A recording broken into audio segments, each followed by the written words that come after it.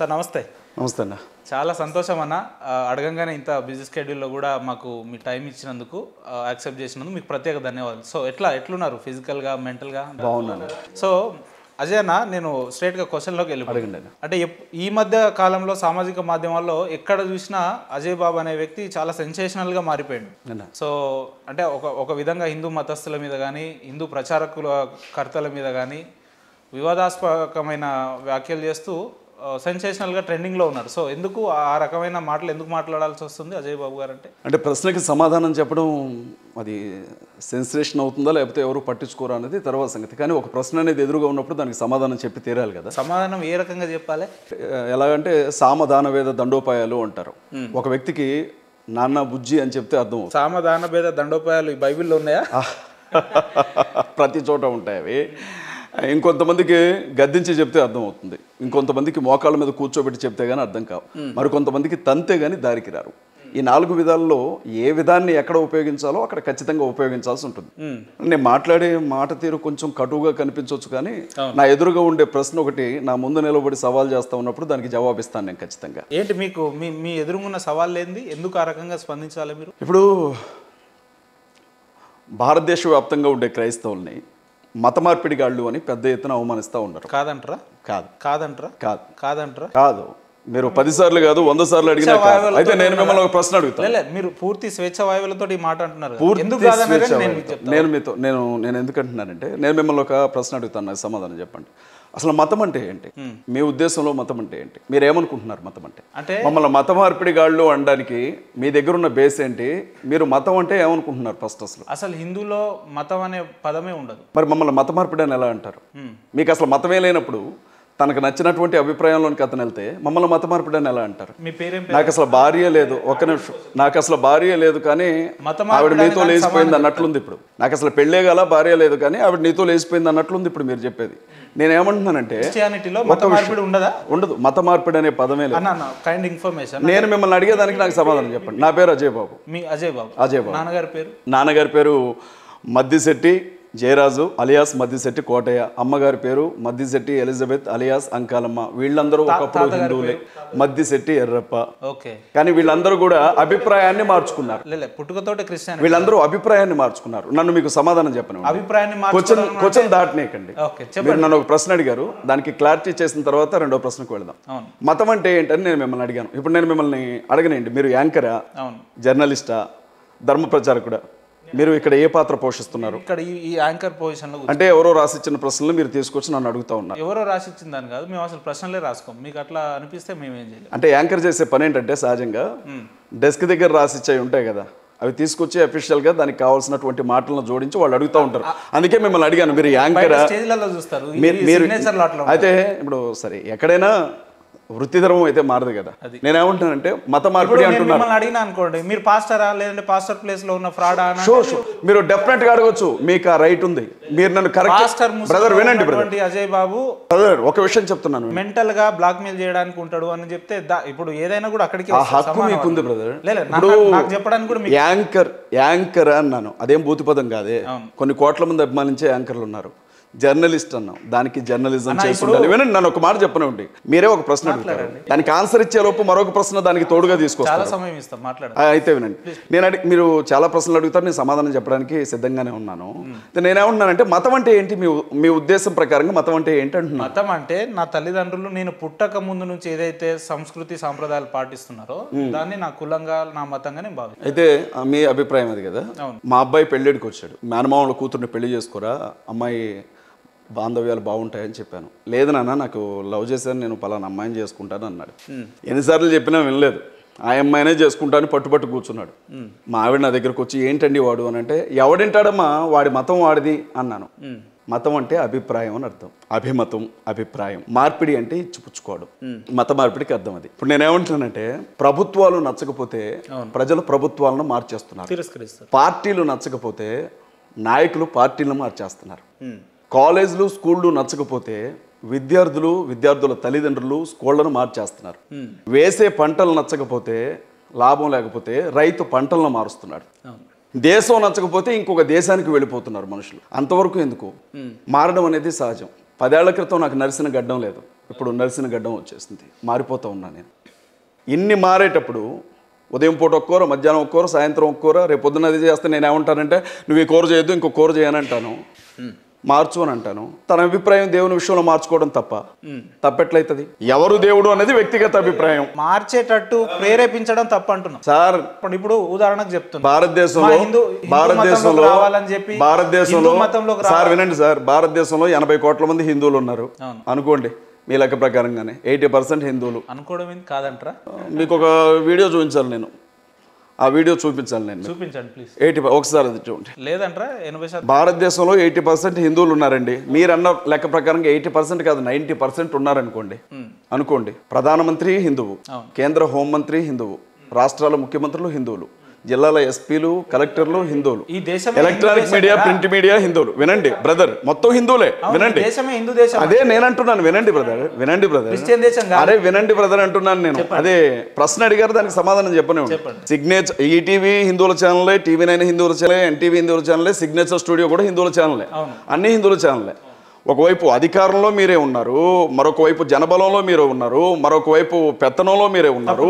80% ఉన్న మిమ్మల్ని 20% 10% ఉండే క్రైస్తవులు మభ్యపెట్టి మతం మారుస్తున్నారా? అది అంటరాని వాళ్ళు. మమ్మల్ని మీరు ఊరిలోనికి రానివ్వరు, మమ్మల్ని మీరు ఇళ్లలోనికి రానివ్వరు, మేము బండ్లెక్కి వస్తే చేతులు నరుకుతారు, మేము పెళ్ళిళ్ళు చేసుకుంటే రోడ్ల మీద వేటాడి వేట కొడవలతో నరికి చంపుతారు, మేము గుర్రాలు ఎక్కితే గుర్రాలకు గట్టి ఈడుస్తారు, మేము మిమ్మల్ని భయపెట్టి మభ్యపెట్టి మతం మారుస్తున్నామా? మీ దగ్గర లేని మా దగ్గర ఏముందని మీ వాళ్ళు మా దగ్గరకు వస్తారు? అది మీరు హిందువులను కించపరుస్తున్నారు. మీరు ఎంతకాలం హిందుత్వంలో ఉండి అంతకంటే ఏదో పవిత్రమైనటువంటి ఆధ్యాత్మికత దొరుకుతుంది అని వేరే దేవుని వైపు వెళుతున్న వారిని కించపరుస్తున్నారు మీరు. నేను కూడా ఒకప్పుడు హిందువునే, నన్ను కించపరుస్తున్నారు మీరు. నాకు రాముడి దగ్గర దొరికింది, కృష్ణుడి దగ్గర దొరికింది, విష్ణువు దగ్గర దొరికింది, క్రీస్తు దగ్గర ఏదో దొరికింది కనుక నేను వెళ్ళాను, అది నా వ్యక్తిగతం. మీరెవరు అంటున్నాను, మీరెవరు మత మార్పిడి చేశారా అని అడగడానికి మీరెవరు అంటున్నాను.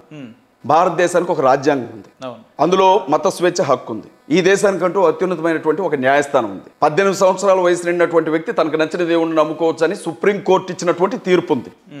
దేశం అనుకుంటూ కొన్ని చట్టాలు ఉన్నాయి. రాష్ట్రాలలో రాష్ట్ర ప్రభుత్వాలు కూడా భావ ప్రకటన స్వాతంత్రాన్ని మనుషులకు ఇచ్చాయి. ఇన్నుండగా మాకు నచ్చిన దేవుణ్ణి మేము ప్రకటించుకుంటాం, నచ్చిన వాడు వస్తాడు, నచ్చిన వాడు వెళ్ళిపోతాడు. మీరు మత మార్పిడి చేస్తున్నారని ఎట్లా మాట్లాడతారు మీరు? అంటే మీ ఇష్టమేనా? రౌడీజం చేస్తారా, గుండాయిజం చేస్తారా? 80% మీరు ఉన్నారని. ఇప్పుడు మీకు ఒక వీడియోని చూపిస్తాను. మేము అంటరాని వాళ్ళమా సార్? ఈ వీడియోని ఒకసారి మీరు జూమ్ చేసి చూపించండి దయచేసి. ఒకసారి ఇక్కడ పెట్టండి, వాయిస్ వినిపిస్తుంది. ఒక్క నిమిషం ప్లీజ్.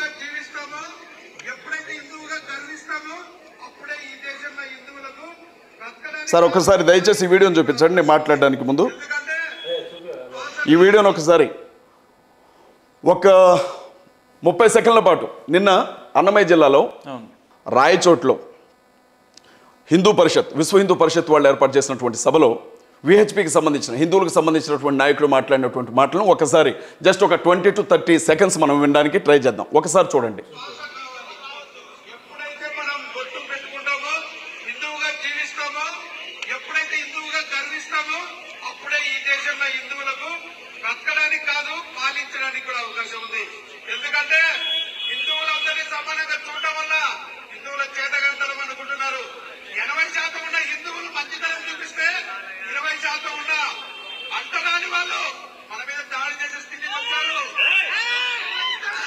ఎవడు సార్ అంటరాని వాడు? అంటుకోవడానికి అర్హత ఎవడుకుంది ఈ దేశంలో? అంటరాని వాళ్ళు ఎవరు? ఏ సంవత్సరంలో ఉన్నాం? ఏ శతాబ్దంలో ఉన్నాం? ఏ సెంచరీ ఇది? ఎక్కడ నిలబడి ఏం మాట్లాడుతున్నారు? భారతదేశంలో 20% ఉన్న అంటరాని వాళ్ళు అంటున్నాడు. హిందువులు కాకుండా మిగిలిన వాళ్ళు ఎవరు ఇక్కడ? క్రైస్తవులు, ముస్లింలు, హిందుత్వంలో నుంచే బయటకు వెళ్ళిపోయినటువంటి దళితులు. వీడు ఎవడు సార్ అంటరాని వాళ్ళు అనడానికి? వీడికి ఏం హక్కు ఉంది అంటరాని వాళ్ళు అనడానికి? ఏం మాట్లాడుతున్నాడు వీడు? అంటరాని వాళ్ళు అంటారా? వీడు నాకు దొరికితే పండబెట్టి నరం తీస్తానండి. నా ధర్మాగ్రహం అది. పండబెట్టి నరం తీస్తాను. ఈ నా కొడుకు నాకు దొరికితే పండబెట్టి నరం తీస్తాను వీడు దొరికితే. అంటరాని వాళ్ళు అన్నందుకు అజయ్ గారు మీరు పాస్టరా లేదంటే పాస్టర్ రౌడీనా? మీరు నేను ఈ రకంగా మాట్లాడుతున్నారు. ఒక విషయం చెప్తాను, విమర్శలకు ప్రతి విమర్శలు చేయండి. ఎట్లా చేస్తా? అంటరానితనం ఏంటి సార్? ఎవరి గురించి మాట్లాడతారు? ఎవరంటరాని వాళ్ళు? ఎవరంటరాని వాళ్ళు? క్రైస్తవులు అంటరాని వాళ్ళ? చంపేస్తాం, నరికేస్తాం. మీరు అంటరాని వాళ్ళని అంతకంటే ఎక్కువ చేస్తున్నారు. బైబిల్ మీకు ఇదే అంటరాని వాళ్ళు అని అంతకంటే ఎక్కువ చేస్తున్నారు. బైబిల్ ఇదే అంటరాని వాళ్ళు అని చెప్పి మీకు హిందూ ధర్మాలు అవే నేర్పాయా? భగవద్గీత మీకు అదే నేర్పిందా?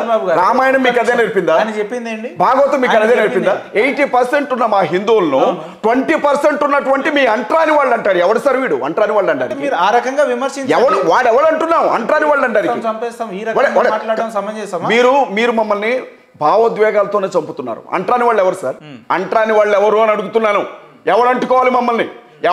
వాడు మమ్మల్ని అసలు అంటుకోవడానికి అర్హత లేదు వాడికి. ఫస్ట్ మాట్లాడితే మమ్మల్ని అంటరాని వాడని ఎలా అంటాడు? ఉప్పు కారం తింటున్నాం, చీవునెత్తురు ఉంటుంది. అంటరాని వాళ్ళు అంటే మీరు పడతారా సార్?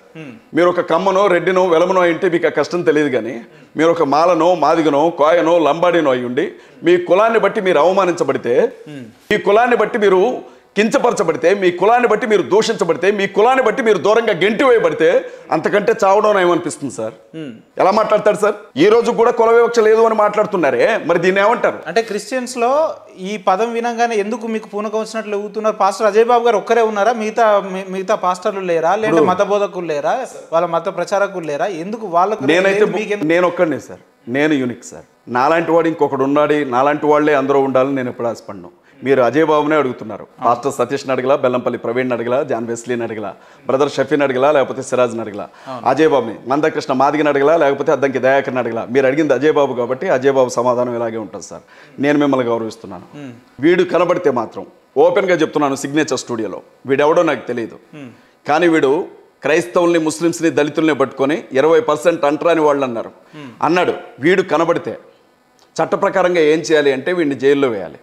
ప్రభుత్వం ఏ విధమైన కేసు నమోదు చేయలేదు వీడి మీద. ధర్మశాస్త్రం ఏమంటారు? కోర్టుల ప్రకారంగా అంటరానితనం అనేది నిషేధించబడింది. కోర్టులైనా సుమోటోగా కేసు తీసుకోవాలి. కోర్టులు కూడా వీడి మీద ఏ విధమైన సుమోటో కేసు తీసుకోవాలి. ఎవరు సార్? వీడు వ్యక్తిగతంగానే మాట్లాడాడు కదా సార్. వీడికి ఏం అవసరం ఉంది సార్? అంటరాని వాళ్ళు అని అనొద్దు సార్. అంటరాని వాళ్ళు అనొద్దు. ఎవరు అంటరాని వాళ్ళు? ఒక నిమిషం అజయ్ బాబు గారు, ఎవరో ఒకరిద్దరు చెప్పిన దాన్ని పట్టుకొని పూర్తి సమాజం మొత్తం అట్లనే ఉందనుకో. అక్కడ వాడు బాత్రూమ్ లో కూర్చొని సింగిల్ గా సెల్ఫీ వీడియో తీసుకుని మాట్లాడలేదు సార్. వీడి పక్కన ఒక జన సమూహం బ్యానర్లు పట్టుకొని ఎలక్ట్రానిక్ మీడియా, ప్రింట్ మీడియా ముందు ప్రజలందరూ చూడాలని వీడు మాట్లాడితే, ఏం మాట్లాడుతున్నావా నువ్వు, తప్పు కదా నువ్వు మాట్లాడేది అని అన్నారా జనం ఏమన్నా? వీడు అంటరాని వాళ్ళు అనగానే జై శ్రీరామ్ అంటారేంటి సార్? దానికి దీనికి ఏంటి సంబంధం అసలు? అంటరాని వాళ్ళు అని వీడు అనగానే అప్పటి వరకు మామూలుగా ఉండే వాళ్ళకి పూనకం ఒక్కసారి వచ్చినట్లు జై శ్రీరామ్ అని కేకలు పెడితే ఎవరిని అవమానిస్తున్నారు? ఇంకెంతకాలం అవమానిస్తారు సార్? ఇంకెంతకాలం పడాలి మేము? ఇంకెంతకాలం పడాలి చెప్పండి? నేను పద్ధతిగా మాట్లాడతాను సార్. నోటి నుంచి ఒక బూత్ రాదు, నోటి నుంచి ఒక తప్పుడు మాట రాదు. చాలా నీట్గా మాట్లాడతాను. నేను ఒక అడ్వకేట్ని, నేను ఒక లాయర్ని. మీతో చాలా నీట్గా మాట్లాడతాను. ఇంకెంతకాలం పడాలి చెప్పండి మీరు? ఎందుకు పడాలి మేము? మాకు అవసరం ఏంటి? అందులో నుంచి వచ్చే ఆగ్రహమే సార్ నాది. మత మార్పిడి అనొద్దు. అది మత మార్పిడి కాదు, అభిప్రాయం మార్చుకోవడం. అంటే రెండింటికి తేడా ఏందన్నా? అభిప్రాయం మార్చడం ఏంది, మతం మార్చడం ఏంది సార్? ఇప్పుడు నేను ఉన్నాను సార్, మీకు అర్థమయ్యేలా చెప్తాను. కొంతమంది క్రైస్తవులు సువార్త ప్రకటన కోసం బైబిల్ తీసుకొని ఒక ఊరు వెళ్ళారు. ఆ ఊర్లో కొంతమంది వ్యక్తులు, హిందుత్వవాదులు, ఆ పాస్టర్స్ అందరినీ కూడా బలవంతంగా ఒక టెంపుల్లోకి తీసుకెళ్లారు. హనుమంతుడి టెంపుల్ అది.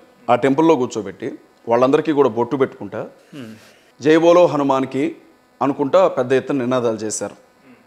సీతారామ జానకి అనుకుంటా బొట్లు పెట్టారు. రామ్ లక్ష్మణ్ జానకి అనుకుంటా అన్నారు.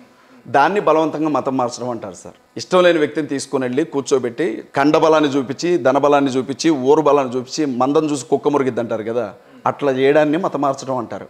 అట్లా కాకుండా ఇన్ని రోజులు నాకు పవన్ కళ్యాణ్ గారు అంటే ఇష్టం సార్, నా అభిప్రాయం. కానీ ప్రభాస్ గారిని చూసిన తర్వాత అద్భుతంగా యాక్ట్ చేస్తున్నాడు పవన్ గారి కంటే కూడా అని చెప్పి నా ఫేవరెట్ హీరో పవన్ కళ్యాణ్ అనుకున్నాను. అది అభిప్రాయం, అది నా వ్యక్తిగతంగా సార్. మత మార్పిడి ఎట్లా అవుతుంది?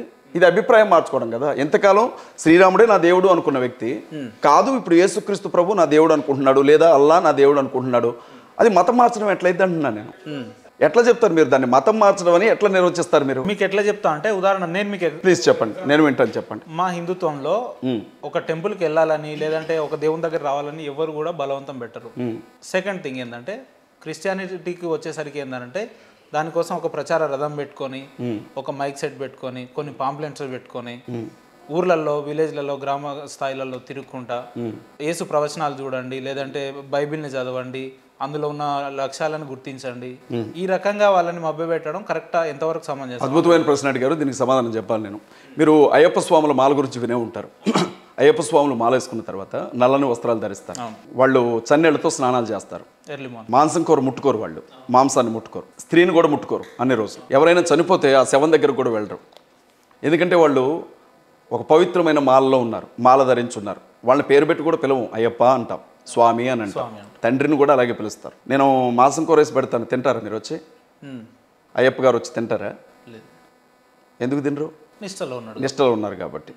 అది మీ ధర్మం, అది ఆ మాలకు ఉండే పద్ధతి, అది ఆ మాలను ధరించిన వాళ్ళు చేయాల్సిన పని. దానికి గురుస్వాములని, దానికి రాయబడినటువంటి గ్రంథాలని ఒక పద్ధతి ఉంటుంది. క్రిస్టియానిటీకి కూడా అలాగే ఒక పద్ధతి ఉంది. యేసుక్రీస్తు ప్రభువు భూమి మీద నుంచి పరలోకానికి వెళ్ళిపోయేటప్పుడు ఆయన జరిగించిన శిలువ కార్యం గురించి భూమి మీద ఉన్న ప్రతి ఒక్కరికి తెలిసేలాగా చెప్పమన్నారు. మీరు మాలకి ఎంత ప్రాధాన్యత ఇస్తారో మేము క్రీస్తుకి అంతకంటే ఎక్కువ ప్రాధాన్యత ఇస్తాం. కాబట్టి ప్రతి ఊరు వెళ్ళి చెప్తారన్నా, బైబిల్ ఎందుకు నమ్మాలి? యేసు చనిపోయిన తర్వాత దాదాపు 200-300 సంవత్సరాల తర్వాత బైబిల్ పుట్టింది. ఎవరు చెప్పారు మీకు? హిస్టారికల్గా మీ దగ్గర ఏం ఎవిడెన్స్ ఉంది? బైబిల్ ఎప్పుడు పుట్టింది? 200-300 సంవత్సరాల తర్వాత పుట్టిందని. బైబిల్ ఎప్పుడు పుట్టింది? యేసుక్రీస్తు ప్రభు చనిపోయినటువంటి సంవత్సరం ఎప్పుడు? క్రీస్తు శకం 33.5 సంవత్సరాలకి యేసుక్రీస్తు ప్రభు చనిపోయారు. ఆయన చనిపోయిన 60 సంవత్సరాల లోపు కొత్త నిబంధన గ్రంథం రాయడం ప్రారంభమైంది. యేసుక్రీస్తు ప్రభుతో ఉన్నటువంటి 12 మంది శిష్యుల్లో ఒక వ్యక్తి తప్పిపోగా మిగిలిన ఇంకొక వ్యక్తి అందులో జాయిన్ అవుతాడు. ఆ 12 మంది శిష్యులు వాళ్ళు ఉన్న భూమి మీద ఉన్న కాలంలోనే ఆయనతో పాటు 3.5 సంవత్సరాల కాలం పరిచయం చేసిన వాళ్ళే బైబిల్ గ్రంథాన్ని రాయడం ప్రారంభించారు. ఎవరు చెప్పారు మీకు 300-400 ఏళ్ల తర్వాత బైబిల్ గ్రంథాన్ని రాశారని? కళ్ళారా చూసిన వాళ్ళు, చెవులారా విన్నవాళ్ళు, ఆయనతో పాటు తిరిగిన వాళ్ళు, ఆయనతో పాటు తిన్నవాళ్ళు, ఆయనతో పాటు అధికారం పొందిన వాళ్ళు ఆయన భూమి మీద ఉన్న కాలంలో ఏం జరిగిందో చాలా స్పష్టంగా రాశారు. అందులో 14 పత్రికలు రాసిన అపోస్తలుడైన పౌలు ఎట్లా రాశారు? ఎవరు? స్పష్టంగా రాశారు వాళ్ళు, స్పష్టంగా వాళ్ళే రాశారు. ఒకటి ఇందులో 2 విషయాలు ఉన్నాయి. ఒకటి, కళ్ళ ముందు జరిగినటువంటి సంఘటనలన్నీ చూసిన వీళ్ళు దేవుని ఆత్మ ప్రేరణతో చూసిన వీళ్ళే రాశారు.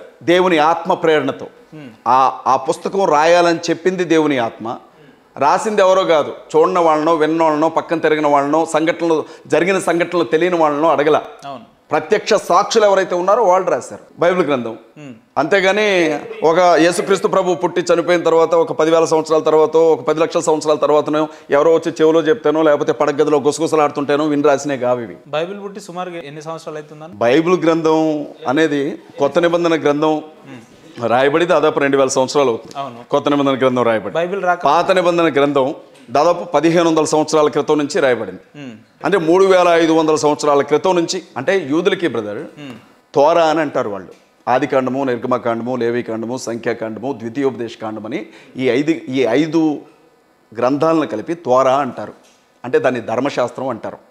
యూదులు ఆ ధర్మశాస్త్రాన్ని పాటించేవారు. మోషే అనే ప్రవక్త భూమి మీద ఉన్నటువంటి కాలం నుంచి కూడా దేవుని చేత రాయబడినటువంటి ఆ గ్రంథాన్ని పాటించేవారు. ఆ తర్వాత యేసుక్రీస్తు ప్రభు భూమి మీదకి వచ్చిన తర్వాత పాత నిబంధన అనే ఆ గ్రంథంలో ధర్మశాస్త్రం కొట్టివేయబడింది, దాన్ని పూర్తి చేశారు. తర్వాత కొత్త నిబంధన వచ్చింది. నిబంధన అంటే మీకు అర్థమయ్యేలాగా చెప్తాను. బైబిల్లో 2 అగ్రిమెంట్లు ఉన్నాయి. మొదటిది లీగల్ టర్మినాలజీలో చెప్పాలి అని అంటే, సంవత్సరం తిరిగేసరికి మీరు పలానా పని చేస్తే నేను మీకు 10 లక్షలు ఇస్తాను అని రాసుకున్నాం. దీని ఒక నిబంధన అంటాం. ఈ నిబంధన నెరవేరాలి అని అంటే మీరు పలానా పని చేయాల్సి ఉంటుంది. ఇది పాత నిబంధన. ఇది ఇజ్రాయేల్ ప్రజలకి, ఇప్పుడు ఇజ్రాయేల్ దేశంలో బ్రతుకుతున్నటువంటి ప్రజలకి దేవునికి మధ్య చేయబడినటువంటి అగ్రిమెంట్. ఆ పాత నిబంధనలోనే దేవుని కుమారుడు భూమి మీదకి వచ్చిన తరువాత భూలోకంలో బ్రతుకుతున్న ప్రజలందరితో పాటు కొత్త నిబంధన చేయబడుతుంది అని రాయబడింది న్యూ టెస్టిమెంట్. యేసుక్రీస్తు ప్రభు భూమి మీదకి వచ్చి ఆ పాత నిబంధనలో ఉన్న ప్రతి విషయాన్ని ఆయన పూర్తి చేశాడు. పూర్తి చేసిన తర్వాత ఆయన మనుషుల హృదయాల్లో న్యూ టెస్టిమెంట్ రాశారు. అంటే భూమి మీద ఉండే మనుషులందరితో ఒక అగ్రిమెంట్ చేశారు ఆయన. అది కొత్త నిబంధన. బైబిల్లో 2 నిబంధనలు ఉన్నాయి. ఒకటి పాత నిబంధన, రెండోది కొత్త నిబంధన. మొదటి నిబంధన ఏమో ఇజ్రాయేల్ ప్రజలతో దేవుడైన యెహోవా చేసింది, యేసుక్రీస్తు ప్రభు చేసింది. రెండవ నిబంధన టోటల్గా భూమి మీద ఉండే ప్రజలందరితో, జాతులతో సంబంధం లేకుండా, దేశాలతో సంబంధం లేకుండా, మతాలతో సంబంధం లేకుండా ప్రజలందరితో ఈ షరతులకు మీరు అంగీకరిస్తే మీకు ఈ ఫలితం దొరుకుతుంది అని రాయబడినటువంటి నిబంధన రెండవ నిబంధన. అది క్రీస్తు మరణంతో రాయబడింది. కొత్త నిబంధన అంటారు దాన్ని. ఎందుకన్నా బైబిల్ గురించి రాగానే చాలా అనర్గళంగా మాట్లాడుతున్నారు, ఎక్స్ప్లెయిన్ చేయగలుగుతున్నారు. కానీ ఇదే పాస్టర్ అజయ్ బాబు అనే వ్యక్తి ఎక్కడ బైబిల్ గ్రంథాన్ని బోధిస్తున్నట్టు కానీ, లేదంటే యేసుక్రీస్తు యొక్క గొప్పతనం చెప్తున్నట్టు అయితే ఎక్కడ చూడలేదు. అద్భుతంగా మాట్లాడే పాస్టర్స్ ఎంతో మంది ఉన్నారు. ఇప్పుడు సమస్య ఏంటంటే, ఇండియా క్రికెట్ టీం తెలుసు కదా మీకు. 6లు కొట్టే వాళ్ళు ఉంటారు, క్యాచ్లు పట్టే వాళ్ళు ఉంటారు, ఫీల్డింగ్ చేసే వాళ్ళు ఉంటారు, బౌలింగ్ చేసేవాళ్ళు ఉంటారు కదా. క్రిస్టియానిటీలో నా తాత ముత్తాతల కంటే గొప్పగా దేవుని వాక్యాన్ని ప్రకటించే ఎంతోమంది దైవజనులు ఉన్నారు. దేవుని వాక్యానికి ఏ లోటు లేదు. విస్తారంగా దేవుని వాక్యాన్ని అరటిపండు ఒలిచి నోట్లో పెట్టినట్లుగా చెప్పగలిగిన వాళ్ళు ఉన్నారు. ఇప్పుడు క్రిస్టియానిటీ తరఫున ఎవరు లేరు అని అంటే వారి మీద జరుగుతున్నటువంటి దాడి, ఎలాంటి వ్యక్తుల్లో తక్కువ వారి మీద జరుగుతున్నటువంటి దాడిని ఎదిరించి మాట్లాడడానికి ధైర్యం చేసేవాళ్ళు లేకపోయారు. ఆ ఖాళీ ఉంది. ఆ పని నేను చేస్తున్నాను. అంటే మీరు బైబిల్కి వ్యతిరేకంగా ఉన్నట్టు అని అనుకోవచ్చా? లేదండి. అంటే బైబిల్లో ఉందా దాడికి ప్రతి దాడి, లేదంటే మాటకు ప్రతి విమర్శ? బైబిల్ అటువంటి ఏమన్నా సెంటెన్స్ ఉందా? ఇక్కడ మీకు ఒక విషయం చెప్తానండి. బైబిల్ గ్రంథాన్ని సెంటెన్స్ చూసి అర్థం చేసుకోవడం కుదరదు. దానికి సందర్భాన్ని తీసుకోవాల్సి ఉంటుంది. ఒక వ్యక్తి, పెద్ద వ్యక్తి, మీ వినండి బ్రదర్, సందర్భాన్ని తీసి మాట్లాడాల్సి ఉంటుంది. ఫర్ ఎగ్జాంపుల్ 2 విషయాలు చెప్తాను మీకు. మూర్ఖునికి వాని మూఢత చొప్పున సమాధానం ఇవ్వకండి, ఎందుకంటే వాడు మిమ్మల్ని కూడా మూర్ఖుడు అనుకుంటాడు అని ఉంటుంది బైబిల్లో. అంటే దాని అర్థం ఏంటంటే ఎవరేం చెప్పినా నమ్మనివాడు, ఏమాత్రం పరిశ్రమ చేయకుండా తెలుసుకోవడానికి ఇష్టపడినవాడు, తనకి తెలిసిందే నిజం అనుకునేవాడు మూర్ఖుడు. వాడు ఏదైనా వాగినప్పుడు వాడు వాగాడని మీరు వాక్కండి, ఎందుకంటే వాడు మిమ్మల్ని కూడా మూర్ఖుడు అనుకుంటాడు, వాడు జనాలు చూసేటప్పుడు అలాగ అనుకుంటారు అని ఉంటుంది. అదొక సందర్భం. సేమ్ సెంటెన్స్ ఇంకో చోట ఏముంటుందంటే మూర్ఖుడికి వాడి మూర్ఖత చొప్పునే సమాధానం ఇవ్వండి, లేకపోతే వాడికి బుద్ధి గుణపడదు అని ఉంటుంది. ఇక్కడ అర్థం ఏంటంటే ఇప్పుడు నేనున్నాను, మూర్ఖంగా మాట్లాడుతున్నాను, నాకు సరైన బుద్ధి చెప్పాల్సిన బాధ్యత మీ మీద ఉంటుంది, లేకపోతే వీడు ఎక్కువ చేస్తాడు అని ఉంటుంది. అది సందర్భాన్ని బట్టి. రెండు, చాలామంది అంటారు అరే వాడు మూర్ఖుడు, వాడితో నీకు ఎందుకు అని అంటారు. అట్ ద సేమ్ టైం అలాంటి వాడిని నోర్లు మోయించడం కూడా మీ బాధ్యత అని బైబిల్ చెప్తుంది. 2 ఉన్నాయి. నాకెందుకు వీడితో అని ఆగిపోయే వాళ్ళు ఉన్నారు, నాకు కావాలి వీడితో అని నేను వచ్చాను, అంతే. 2 సెంటెన్స్. ఇలా ఎంతవరకు అయినా వెళ్ళగలుగుతారా అజయ్ బాబు గారు? నేను బ్రతికున్నంత వరకు మాట్లాడగలుగుతాను. నాకేంటంటే ఉన్న విషయం చెప్తున్నాను. నాకు బతుకంటే ఆశ లేదు బ్రదర్, చావంటే భయం కూడా లేదు. ఈ 2 లేని మనిషిని నేను. ఇక్కడ ఉన్నాను కదా, నేను వెళ్ళిపోయేటప్పుడు ఏదన్నా లారీ గుద్ది చచ్చిపోయినా నేను హ్యాపీగా చచ్చిపోతాను, లేకపోతే నన్ను ఎవరైనా కిడ్నాప్ చేసిన పేక్ కోసినా సంతోషంగా చచ్చిపోతాను, లేదా ఏదైనా హఠాత్తుగా గుండెపోటు చచ్చిపోయినా హ్యాపీగా చచ్చిపోతాను. నాకు బతకాలన్న పెద్ద ఆశ లేదు, చావంటే భయం లేదు. నాకు క్రీస్తు తెలుసు, ఆయన హృదయాన్ని గెలవడానికి ఏం చేయాలో కూడా నాకు తెలుసు. ఎట్లా గెలుస్తారు? మాట్లాడి నరుకుతా, కోస్తా, చంపుతా ఇట్లా మాట్లాడి గెలుస్తారా? అట్లా అనకూడదండి. మీ కాళ్ళు గడిగి మేము నెత్తి మీద పోసుకుంటే క్రీస్తుకు నచ్చుతుంది. మీరు వచ్చి ఎగిరి దంతుంటే మీ కాళ్ళు గడిగి నెత్తి మీద పోసుకోమని చెప్పాడు మాకు. ఎవరు దంతున్నారు మిమ్మల్ని ఎగిరి? ఎవరు? నేను మిమ్మల్ని ఒక మాట అడుగుతాను, సమాధానం చెప్పండి. కొన్ని సంఘటనలు మీతో ప్రస్తావిస్తాను నేను. హైదరాబాద్ ఇది తుక్కుగూడలో ఒక జిల్లా పరిషత్ హై స్కూల్ క్లాస్ రూమ్లో ఉన్న ఒక విద్యార్థికి అటెండెన్స్ సరిగా లేదు, మార్కులు సరిగా రావట్లేదని హెడ్ మాస్టర్ గారు గద్దించారు. తెల్లారిన తర్వాత మీ అమ్మ మీ నాన్న తీసుకొని రమ్మని చెప్పారు. అమ్మ నాన్న తీసుకొని వస్తే అసలు విషయం బయటపడిద్దామని చెప్పి మాల్లో ఉన్న అతను ఏకంగా అయ్యప్ప స్వాములు తీసుకొని వచ్చాడు. స్కూల్ లోపలికి వచ్చిన అయ్యప్ప స్వాములు స్వామియే అయ్యప్ప అండం మర్చిపోయి జై శ్రీరామ్ అనే కేకలతో లోపలికి వచ్చారు. వచ్చి నీ కాలు మావాడికి తగిలింది, క్షమాపణ చెప్పమన్నారు. నా కాలు తగలలేదండి, నేను గద్దించాను అని హెడ్ మాస్టర్ చెప్పాడు. మెల్ల నువ్వు ఇప్పుడు క్షమాపణ చెప్పకపోతే పరిస్థితి వేరేలాగా ఉంటుంది అన్నారు. టీచర్స్ వచ్చారు, టీచర్స్ని బెదిరించారు, టీచర్స్ వెళ్ళిపోయారు. క్షమాపణ చెప్పాడు, సాటిస్ఫై కాల, కాళ్ళు పట్టుకోండి అన్నారు. హెడ్ మాస్టర్ గారితో ఆ విద్యార్థి కాళ్ళు పట్టించారు. ఆ విద్యార్థి కాళ్ళు పట్టడమే కాదు, అక్కడుండే అయ్యప్ప స్వాములందరి కాళ్ళు పట్టించారు. ఇప్పుడు చెప్పండి, అతను ఒక దళితుడు, అతని ప్లేస్లో ఒక చౌదరి గారు కానీ, రెడ్డి గారు కానీ, ఒక వెలమ కానీ ఉండుంటే అలా చేసేవాళ్ళ? ఎవరు? అలా జరిగిన ఒక్క సంఘటన చెప్పండి ప్లీజ్. అలా జరిగిన ఒక్క సంఘటన చెప్పండి. అలా జరిగిన ఒక్క సంఘటన చెప్పండి. ఇలాంటి సంఘటనలు నేను 100 చెప్తాను మీకు. రెండవది, ఆంధ్రాలో తిరుమల తిరుపతి దేవస్థానానికి సంబంధించినటువంటి ప్రాంతంలో ఎస్వి యూనివర్సిటీ పరిధిలో ఒక ఇంజనీరింగ్ కాలేజ్లో హెచ్ఓడిని ఒక ఆయన్ని, చెంగయ్యని, క్లాస్ రూమ్లో ఆయన ఏదో క్రీస్తు గురించి మాట్లాడుతున్నాడు అని చెప్పి అతని ఎక్స్ప్లెనేషన్ కూడా వినకుండా ఆఫీస్ రూమ్ లోపలికి వెళ్ళి బజరంగ దళకి సంబంధించిన కార్యకర్తలు బయటకి ఇడ్చుకొచ్చి కొట్టారు. అతను కులమేంటో తెలుసా? అతను ఒక దళితుడు. ఆ తర్వాత అతను కొట్టింది వరకు తెలుసు. ఆ తర్వాత ఏమైందో తెలుసా? యూనివర్సిటీలో ఉండే మహిళా ప్రొఫెసర్లతో అసభ్యంగా ప్రవర్తిస్తున్నాడు అని చెప్పి అతని మీద నేరారోపణ చేసి హెచ్ఓడి పదవిలోంచి అతన్ని దించి ఒక సాధారణ ప్రొఫెసర్గా మార్చి అక్కడ ఒక రెడ్డి గారిని యూనివర్సిటీ హెచ్ఓడి చేశారు. ఇదే ఎగ్జాంపుల్ నేను చెప్పాలా? వినండి. ఇదే రెండు చెప్పి, ఎందుకంటే అతను ఒక దళితుడు.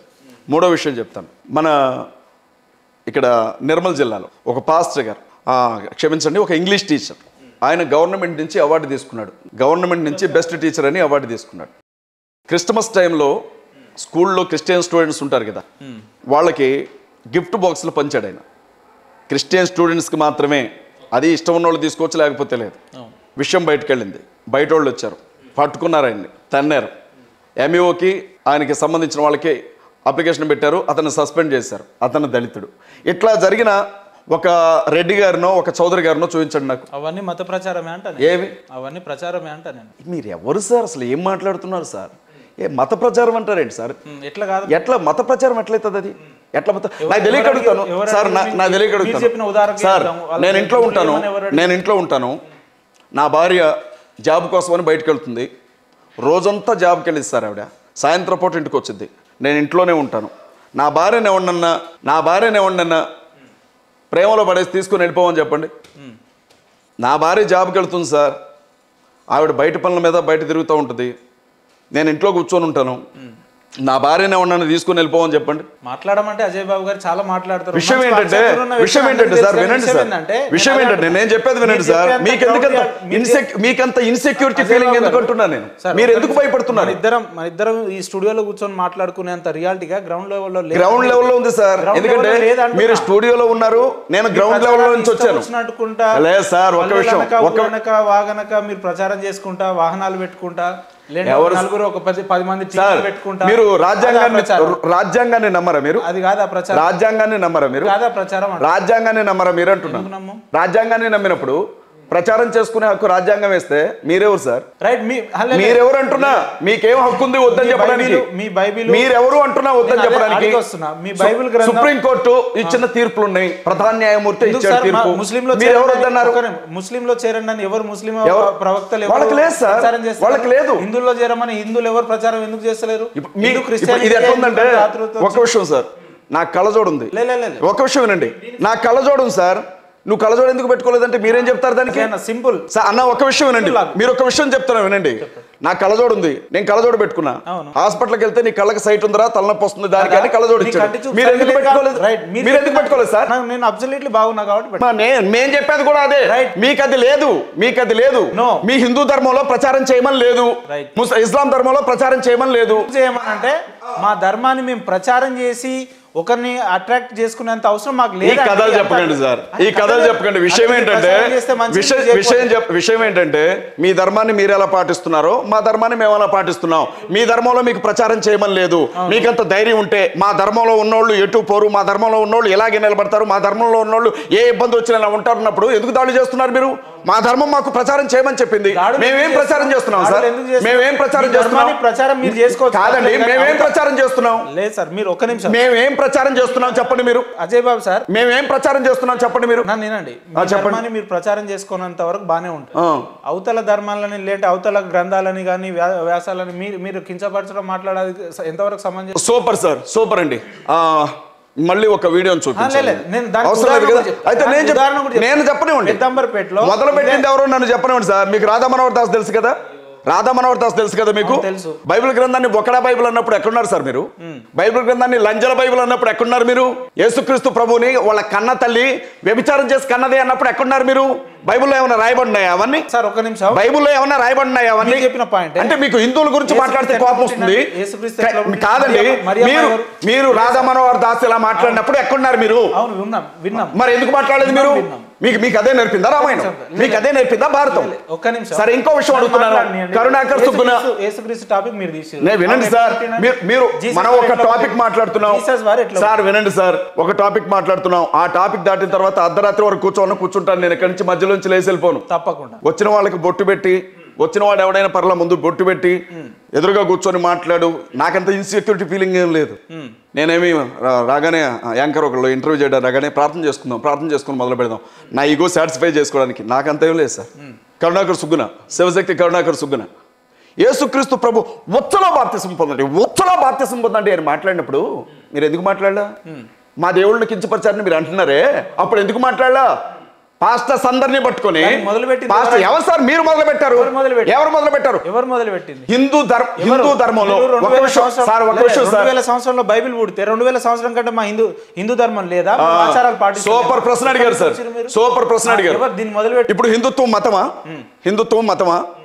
హిందుత్వం మతమా? హిందుత్వంలో మతం అనే పదమే లేదని నేను మొదటనే చెప్పినాను. అసలు హిందూ అంటే ఏంటి? హిందూ అంటే ఏమనుకుంటున్నారు మీరు? హిందూ అంటే ఏంటి చెప్పండి, మీరు చెప్పండి. మీరే చెప్పండి. మీరు అన్నారు కదా మా హిందుత్వంలో అసలు మతం అనే పదమే లేదంటున్నారు కదా, హిందూ అంటే ఏంటని అడుగుతున్నాను నేను. హిందువు అనే పదం ఏంటి చెప్పండి సార్, నాకు నేను తెలుసుకుంటాను. ఆచారం అంటాం మేము. ఆచారం ఏంటి సార్? ఇప్పుడు సార్ మీకు తెలుసు అనుకోండి, మీరు చెప్పండి. నాకు తెలియకపోతే నాకు తెలియదు అని తెలుసుకుంటా. మీకు తెలియదు అనుకోండి, తెలియదు అని మీరు చెప్తేనే వినాలని నా బాధ. సూపర్ అండి. నేను ఒక విషయం చెప్తున్నాను. క్రిస్టియానిటీ మతం, ఇస్లాం అనేది మతం, బ్రాహ్మణిజం అనేది మతం. ఈ మతాలను పక్కన పెట్టండి. అమెరికాకి సంబంధించిన వాళ్ళని అమెరికన్లు అంటారు, చైనాకి సంబంధించిన వాళ్ళని చైనీయులు అంటారు, ఈ సింధు నది పరివాహక ప్రాంతంలో బ్రతుకుతున్న వారిని అందరినీ హిందువులు అంటారు. ఈ దేశానికి సంబంధించిన పదం. ఈ దేశంలో క్రైస్తవులు ఉన్నారు హిందువులుగా, ముస్లింలు ఉన్నారు హిందువులుగా, బ్రాహ్మణులు ఉన్నారు హిందువులుగా. హిందుత్వాన్ని మీరు ఎలాగ తీసుకుంటారు? ఇది మాది అని మాత్రం మీరు ఎలా చెప్తారు సార్? ఒక పదం లౌకిక దేశం అని కూడా అంటారు. ఎలా తీసుకుంటారు మీరు? హిందూయిజం అనేది మతం కాదు. ఇప్పుడు ఏదో పవనిజం, రామోయిజం లాగా హిందూయిజం అనేది మతం కాదు సార్. హిందూ అనేది మీకు చెప్తున్నాను వినండి, 2500 సంవత్సరాల క్రితం భారతదేశంలో మనుషులు బ్రతికారు. క్రీస్తు పూర్వం 2500 సంవత్సరాల క్రితం భారతదేశంలో విలసిల్లిన మొట్టమొదటి నాగరికత సింధు నాగరికత. సింధు నది పరివాహక ప్రాంతంలో బ్రతికినటువంటి ఈ మనుషులందరినీ కలిపి సింధువులు అని పిలిచారు. యేసుక్రీస్తు ప్రభు పుట్టడానికి 2500 సంవత్సరాల క్రితం అసలు ఈ భారతదేశ భూభాగం మీద మనుషులు లేరు. 2500 సంవత్సరాల క్రితం నుంచి ఇక్కడ నాగరికత అనేది మొదలైంది మనది. ఆ సింధు నది పరివాహక ప్రాంతంలో బ్రతికిన వాళ్ళందరినీ హిందువులు అన్నారు, సింధువులు అన్నారు. ఇప్పటికీ హిందువులు అంటారు. మీరు దుబాయ్ కానీ కువైట్ కానీ వెళ్ళండి, ఇప్పటికీ అదే పేరుతో పిలుస్తారు మిమ్మల్ని. హిందూ అనేది దేశానికి సంబంధించిన పదం, దాన్ని వదిలిపెట్టండి పక్కకి దయచేసి. మా హిందువులు అనొద్దు. మేమెవరు సార్? అమెరికన్స్ మేము, పాకిస్తాన్ వాళ్ళం మేము, చైనా వాళ్ళం మేము హిందూసే.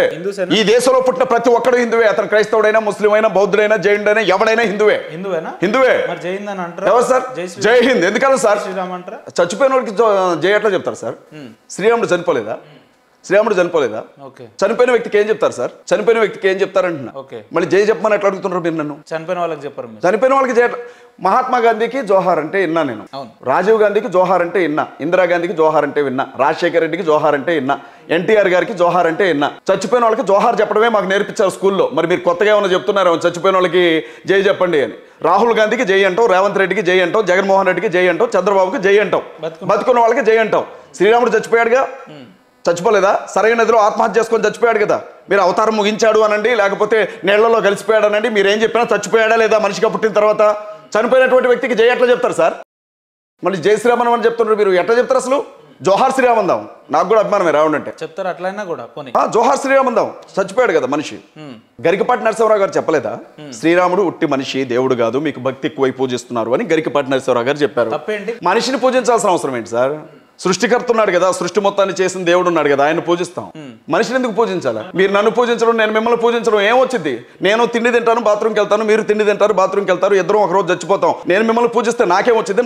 నన్ను పూజిస్తే మీకేమొచ్చింది? జోగి రాసుకుంటే బూడిద రాలిద్ది అన్నట్లు ఉంటుంది. ఎవరు సృష్టికర్తను పూజించాలి అంటే బైబిల్ లెక్క ప్రకారం ఎవరు మీ సృష్టికర్త? సృష్టికర్తకి పేరేముంది సార్? ఆయన ఒకసారి పేరు అడిగారు.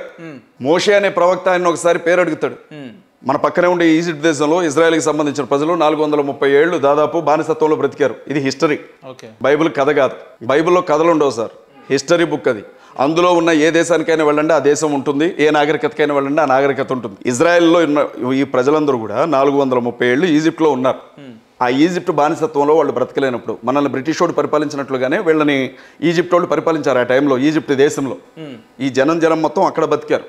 ఆ టైంలో మోజెస్ అనే ఒక ప్రవక్తని దేవుడు పిలుస్తాడు మండుతున్న పొదలో నుంచి. పిలిచి వాళ్ళు బానిసత్వంలో మగ్గిపోతున్నారు, వాళ్ళని బయటికి తీసుకురావాలి, నువ్వు అక్కడికి వెళ్ళాలి అని చెప్తాడు. చెప్తే ఇతను ఏమంటాడంటే, నాకు నోటి మాంద్యం, నేను వెళ్ళలేను, నాకు నత్తి నా వల్ల కాదు అని చెప్తాడు. అరే నాయన, నత్తి గిత్తని సమాధానం చెప్పకు, మోగోడిని పుట్టించింది నేనే, నత్తోడిని పుట్టించింది నేనే, నాకు తెలుసు అవిదంతా అని అడుగుతాడు. చివరికి ఒప్పుకున్న తర్వాత మోషే ఏమంటాడంటే, ఇదంతా బాగానే ఉంది కానీ ఇంతకీ నిన్ను ఎవరు పంపారు అని అంటే, నేనేం చెప్పాలో నీ పేరు అని అంటాడు. నీ పేరేంటి? ఈ రోజు మీరు నన్ను అడిగారే సృష్టికర్త పేరేంటని, ఆ రోజు ప్రవక్త అడిగాడు, మోషే ప్రవక్త. ఇస్లాం సహోదరులు కూడా మూసా ప్రవక్త అంటారు, ఆయన రాసిందే ధర్మశాస్త్రం, ఖురాన్లో ఉన్న ధర్మశాస్త్రం ఆయన రాసిందే, మూసా ప్రవక్త. ఆయన మూసా అని పిలుస్తారు వాళ్ళు. అప్పుడు దేవుడు అంటాడు, ఆయనకి బొడ్డు కోసి పేరు పెట్టిన వాళ్ళు ఎవరు లేరు, ఆయన గుణ లక్షణాలను బట్టి ఆయన పేరు ఉంటుంది కాబట్టి నేను ఉన్నవాడును, నేను అనువాడును అని చెప్తాడు. అంటే మీరు ఎక్కడికి వెళ్ళినా, సృష్టిలో వెతికినా, సృష్టికి అవతల వెతికినా ఉన్నది నేనే, సృష్టికి ముందైనా సృష్టి తర్వాత అయినా ఉన్నవాడును నేనే, అల్ఫా ఒమేగా నేనే. అంటే మొదటి వాడిని చివరి వాడిని నేనే కాబట్టి నేను ఉన్నవాడును, ఇదంతా జరగాలి అని అనువాణ్ణు నేను అనువాణ్ణు అని అంటాడు. అది ఆయన పేరు. ఇక యేసు ఏంటి మరి అని మీరు అడగొచ్చు, యెహోవా ఏంటి అని మీరు అడగొచ్చు, పరిశుద్ధాత్ముడు ఏంటి అని మీరు అడగొచ్చు. ఇవన్నీ గుణ లక్షణాలు. ఇప్పుడు టైగర్ ఉంది, అది పులి, దాన్ని మనం తెలుగులో పులి అని అంటాం, ఇంగ్లీష్లో టైగర్ అంటాం. అలాగే యేసు అనే పదానికి రక్షకుడు అని అర్థం. రక్షకుడు ఆయన పేరు, పరలోకం నుంచి ఒక దూత వచ్చి పుట్టబోయేది రక్షకుడు గనక రక్షకుడు అని ఆయనకి పేరు పెట్టండి అని చెప్తారు. ఆయనకి బొడ్డుగోసి పేరు పెట్టిన వాళ్ళు ఎవరు లేరు. యేసు అంటే రక్షకుడు అని అర్థం, జీసస్ అంటే రక్షకుడు అని అర్థం, ఈసా మసీహ్ అంటే రక్షకుడు అని అర్థం. 3500 భాషల్లో బైబిల్ ట్రాన్స్లేట్ చేయబడింది. 3500 భాషల్లో ఆయనకి అదే పేరు ఉంటుంది, రక్షకుడు అని. పేరు లేదు, మీరు రక్షకుడు అని అర్థం. క్రీస్తు అంటే అభిషక్తుడు అని అర్థం, పేరు కాదు అది. అంటే ఇప్పుడు యేసుక్రీస్తు అని అంటే ఇప్పుడు మనం చెప్పుకున్నట్టు పేరు కాదు అది. ఈ చాలా ఆయన చేసే కార్యానికి ఆయన ఏం చేయబోతున్నాడో ఆ కార్యం యొక్క రూపం అది. యేసు అని పేరు. రక్షకుని నామంలో అని చెప్తాం. ఆ నామంలో శక్తి ఉంటుంది. ఆ నామంలోనే శక్తి ఉంటుంది. ఆ నామంలో శక్తి ఉంటుంది. ఎట్లా ఉంటుందంటే ఆ నామంతో శక్తి తీసుకురావడం ఎట్లా సాధ్యమవుతుంది? ఇప్పుడు ఎట్లంటే హిజ్రాకి నేను మగతనం తీసుకురాలేను, కానీ మగాడికి మగతనం ఉంది అని చెప్పడంలో పెద్ద విషయం ఏం లేదు. లేని శక్తిని అందులోకి తీసుకొచ్చి కూర్చోబెట్టేది ఏమి లేదు. ఆ నామమే శక్తి కలిగిన నామం. యేసు అనే పేరును చూడొద్దు మీరు. మీకు యేసు నచ్చలా వదిలేయండి, జీసస్ అన్న అండం నచ్చలా వదిలేయండి, ఈసా మసీహ్ అండం నచ్చలా వదిలేయండి, యెహోషువ అండం వదిలేయండి, యూషో అని పిలవడం నచ్చలా వదిలేయండి, రక్షకుడు అని పిలవండి. ఇంకా దానికి మీకు ఏముంది? ఆ రక్షకుడు అన్న పదంలోనే శక్తి ఉంది అని దేవుని వాక్యం చెప్తుంది. బైబిల్ గ్రంథం గురించి ఎంతవరకు గొప్పగా ప్రచారం అవుతుందో అంతవరకు నెగిటివ్ కూడా స్ప్రెడ్ అవుతుంది కదా. సో ఈ నెగిటివిటీ స్ప్రెడ్ అవ్వడానికి కారణం మీరు మీ వ్యక్తులు కాదంటే? అవును, ఒప్పుకుంటాను నేను దానికి. దీన్ని ఒప్పుకుంటారు.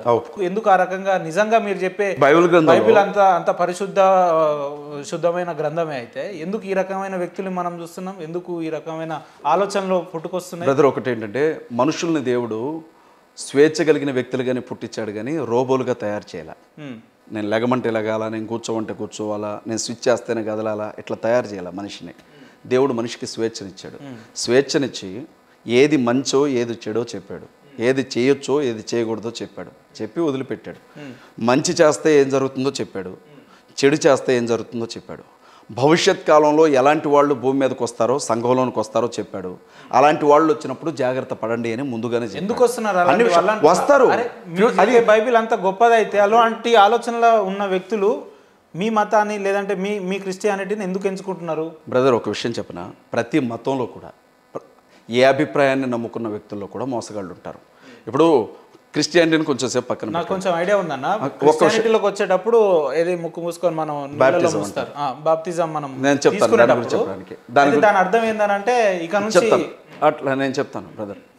మనిషికి ధిక్కరించడం అనే ఒక స్వభావం ఉంటుంది బ్రదర్. అది ఎవరిలో అయినా, ప్రతి ఒక్కరిలో.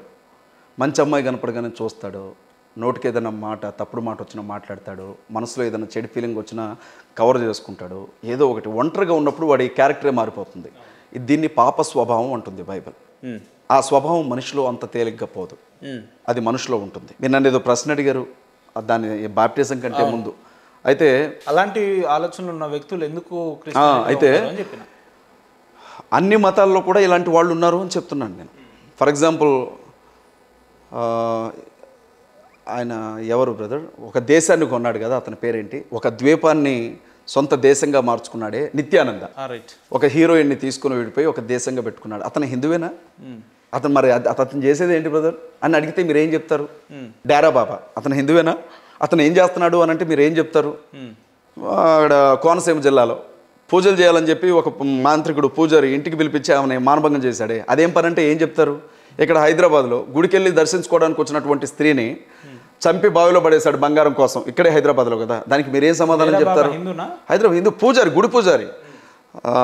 రాయలసీమలో ఆంజనేయ స్వామి వారి టెంపుల్లో వచ్చే హుండీ కోసం ఏకంగా ఆంజనేయ స్వామి విగ్రహం బాంబు పెట్టాడు కదా రెండో పూజారి, నరసింహారావు, ఆయన పేరేదో ఉంది, శ్రీనివాసరావు. మరి దానికి ఏం చెప్తారు? వీళ్ళందరూ ఏడ నుంచి వచ్చారు? మీ హిందూ ధర్మం చాలా గొప్పదే.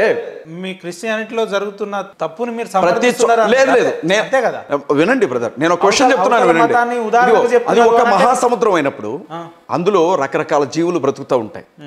అయితే ప్రతి జీవి దేవుని ముందు నిలబడాల్సినటువంటి రోజు ఒకటి ఉందని బైబిల్ చెప్తుంది. ఇప్పుడు నేను ఒక 60 ఏళ్ళు బ్రతికి చచ్చిపోయా బ్రదర్, కానీ నేను ఒక రోజు ఇలాగే మళ్ళీ దేవుని ముందు నిలబడే రోజు ఒకటి ఉంది అని దేవుని వాక్యం చెప్తాను. అది మీ మూర్ఖత్వం అంటాను. ఎవరు మీ మూర్ఖత్వం అంటాను? ఇప్పుడు ఎలా ఉంటుందంటే సోక్రటీస్, వినండి, సోక్రటీస్ అనే వ్యక్తి మీకు తెలుసు కదా, భూమి గుండ్రంగా ఉంది అని కనిపెట్టాడు కదా అతను. కనిపెడితే ఆ కాలంలో ఉన్నటువంటి మతతత్వవేత్తలు, వాళ్ళలో క్రైస్తవులే అని అంటారు, వాళ్ళని క్రీస్తు రోమన్ క్యాథలిక్స్ అంటారు, భూమి గుండ్రంగా ఏడుంది బలపరుపుగా ఉందని విషం పెట్టి చంపారు.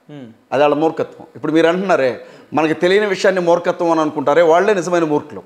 ఇప్పుడు విషయం ఏంటంటే రేపేం జరిగిద్దో మనకి తెలియదు, కానీ ఫ్యూచర్ లో జరగబోయేదంతా గెస్ చేయడమే మూర్ఖత్వం. మీకు తెలియనప్పుడు బైబిల్ గ్రంథం చాలా స్పష్టంగా చెప్తుంది, దైవ గ్రంథం చెప్తోంది, దైవ గ్రంథం చెప్తోంది, ఏం జరుగుతుందో కూడా స్పష్టంగా ఉంది దైవ గ్రంథంలో. వినండి, చనిపోయినటువంటి మనిషి ఎవరైనా సరే, సమాధి చేయబడిన, చితిమంటల్లో తగలబెట్టబడిన, మొన్న అయోధ్యలో శ్రీరాముడి దగ్గర పనిచేసినటువంటి వ్యక్తిని తీసుకొచ్చి సరైన నదిలో కలిపేశారు కదా పూజారిని, ఆయనతో సహా ప్రతి ఒక్కరూ లేచి దేవుని ముందు నిలబడే రోజు ఒకటి ఉంది.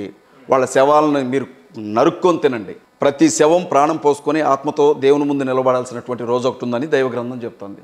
కాదు అని చెప్పడానికి మీరెవరు? 9 నెలలు తల్లి కడుపులో ఉన్నారు, మలమూత్రాల మధ్య ఎట్టున్నారు మీరు? తల్లి కడుపులో ఎముకలు ఎట్లా ఎరిగాయి మీకు? ఎముకలు ఎట్లా ఎదిగాయి తల్లి కడుపులో? కళ్ళెట్లు వచ్చాయి తల్లి కడుపులో?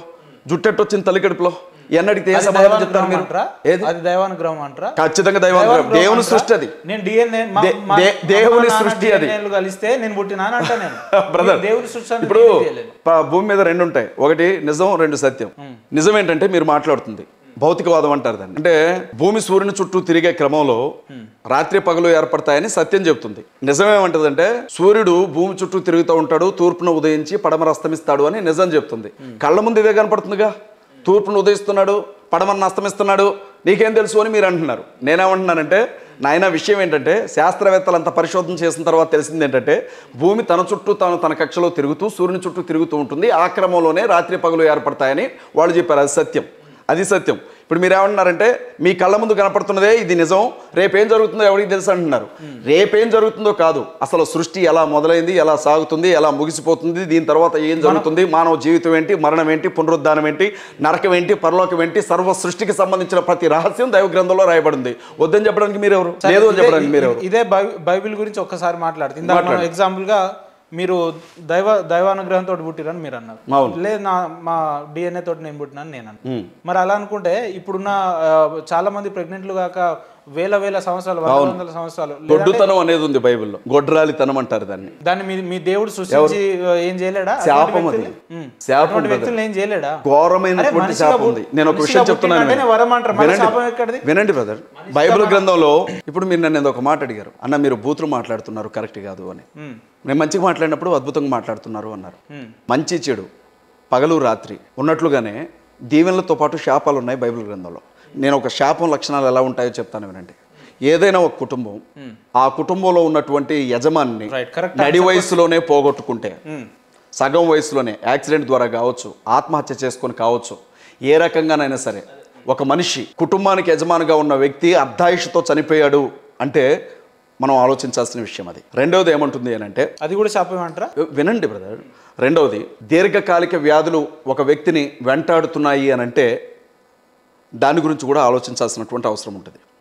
మూడవది, మీరంతైనా సంపాదించండి నెలంతా, చివరికి వచ్చేసరికి చినిగిపోయిన సంచిలో వేసినట్లుగా ఉంటుంది ఆదాయం, రూపాయి మిగలదు మీకు. మీకు ₹1,00,00,000 రానివ్వండి, 10 కోట్లు రానివ్వండి, రూపాయి బిళ్ళ కూడా మీ చేతుల్లో మిగలదు. అది శాపానికి సంబంధించిన లక్షణమే. నాలుగవది, ఎండిపోయే చెట్టు, పచ్చని చెట్టు ఏ రకంగానైతే ఎండిపోతుందో కుటుంబం ఆ రకంగా చూసుకుంటూనే నాశనం అయిపోతూ ఉంటుంది. అది శాపానికి సంబంధించిన లక్షణం. ఐదో విషయం ఏంటంటే వివాహం జరిగి అనేక సంవత్సరాలు గడుస్తున్నా గర్భం తెరవబడదు. చాలామంది వాళ్ళ హాస్పిటల్ చుట్టూ, ఫెర్టిలిటీ సెంటర్ల చుట్టూ తిరుగుతూ ఉన్నారు. అంతవరకు ఎందుకు బ్రదర్?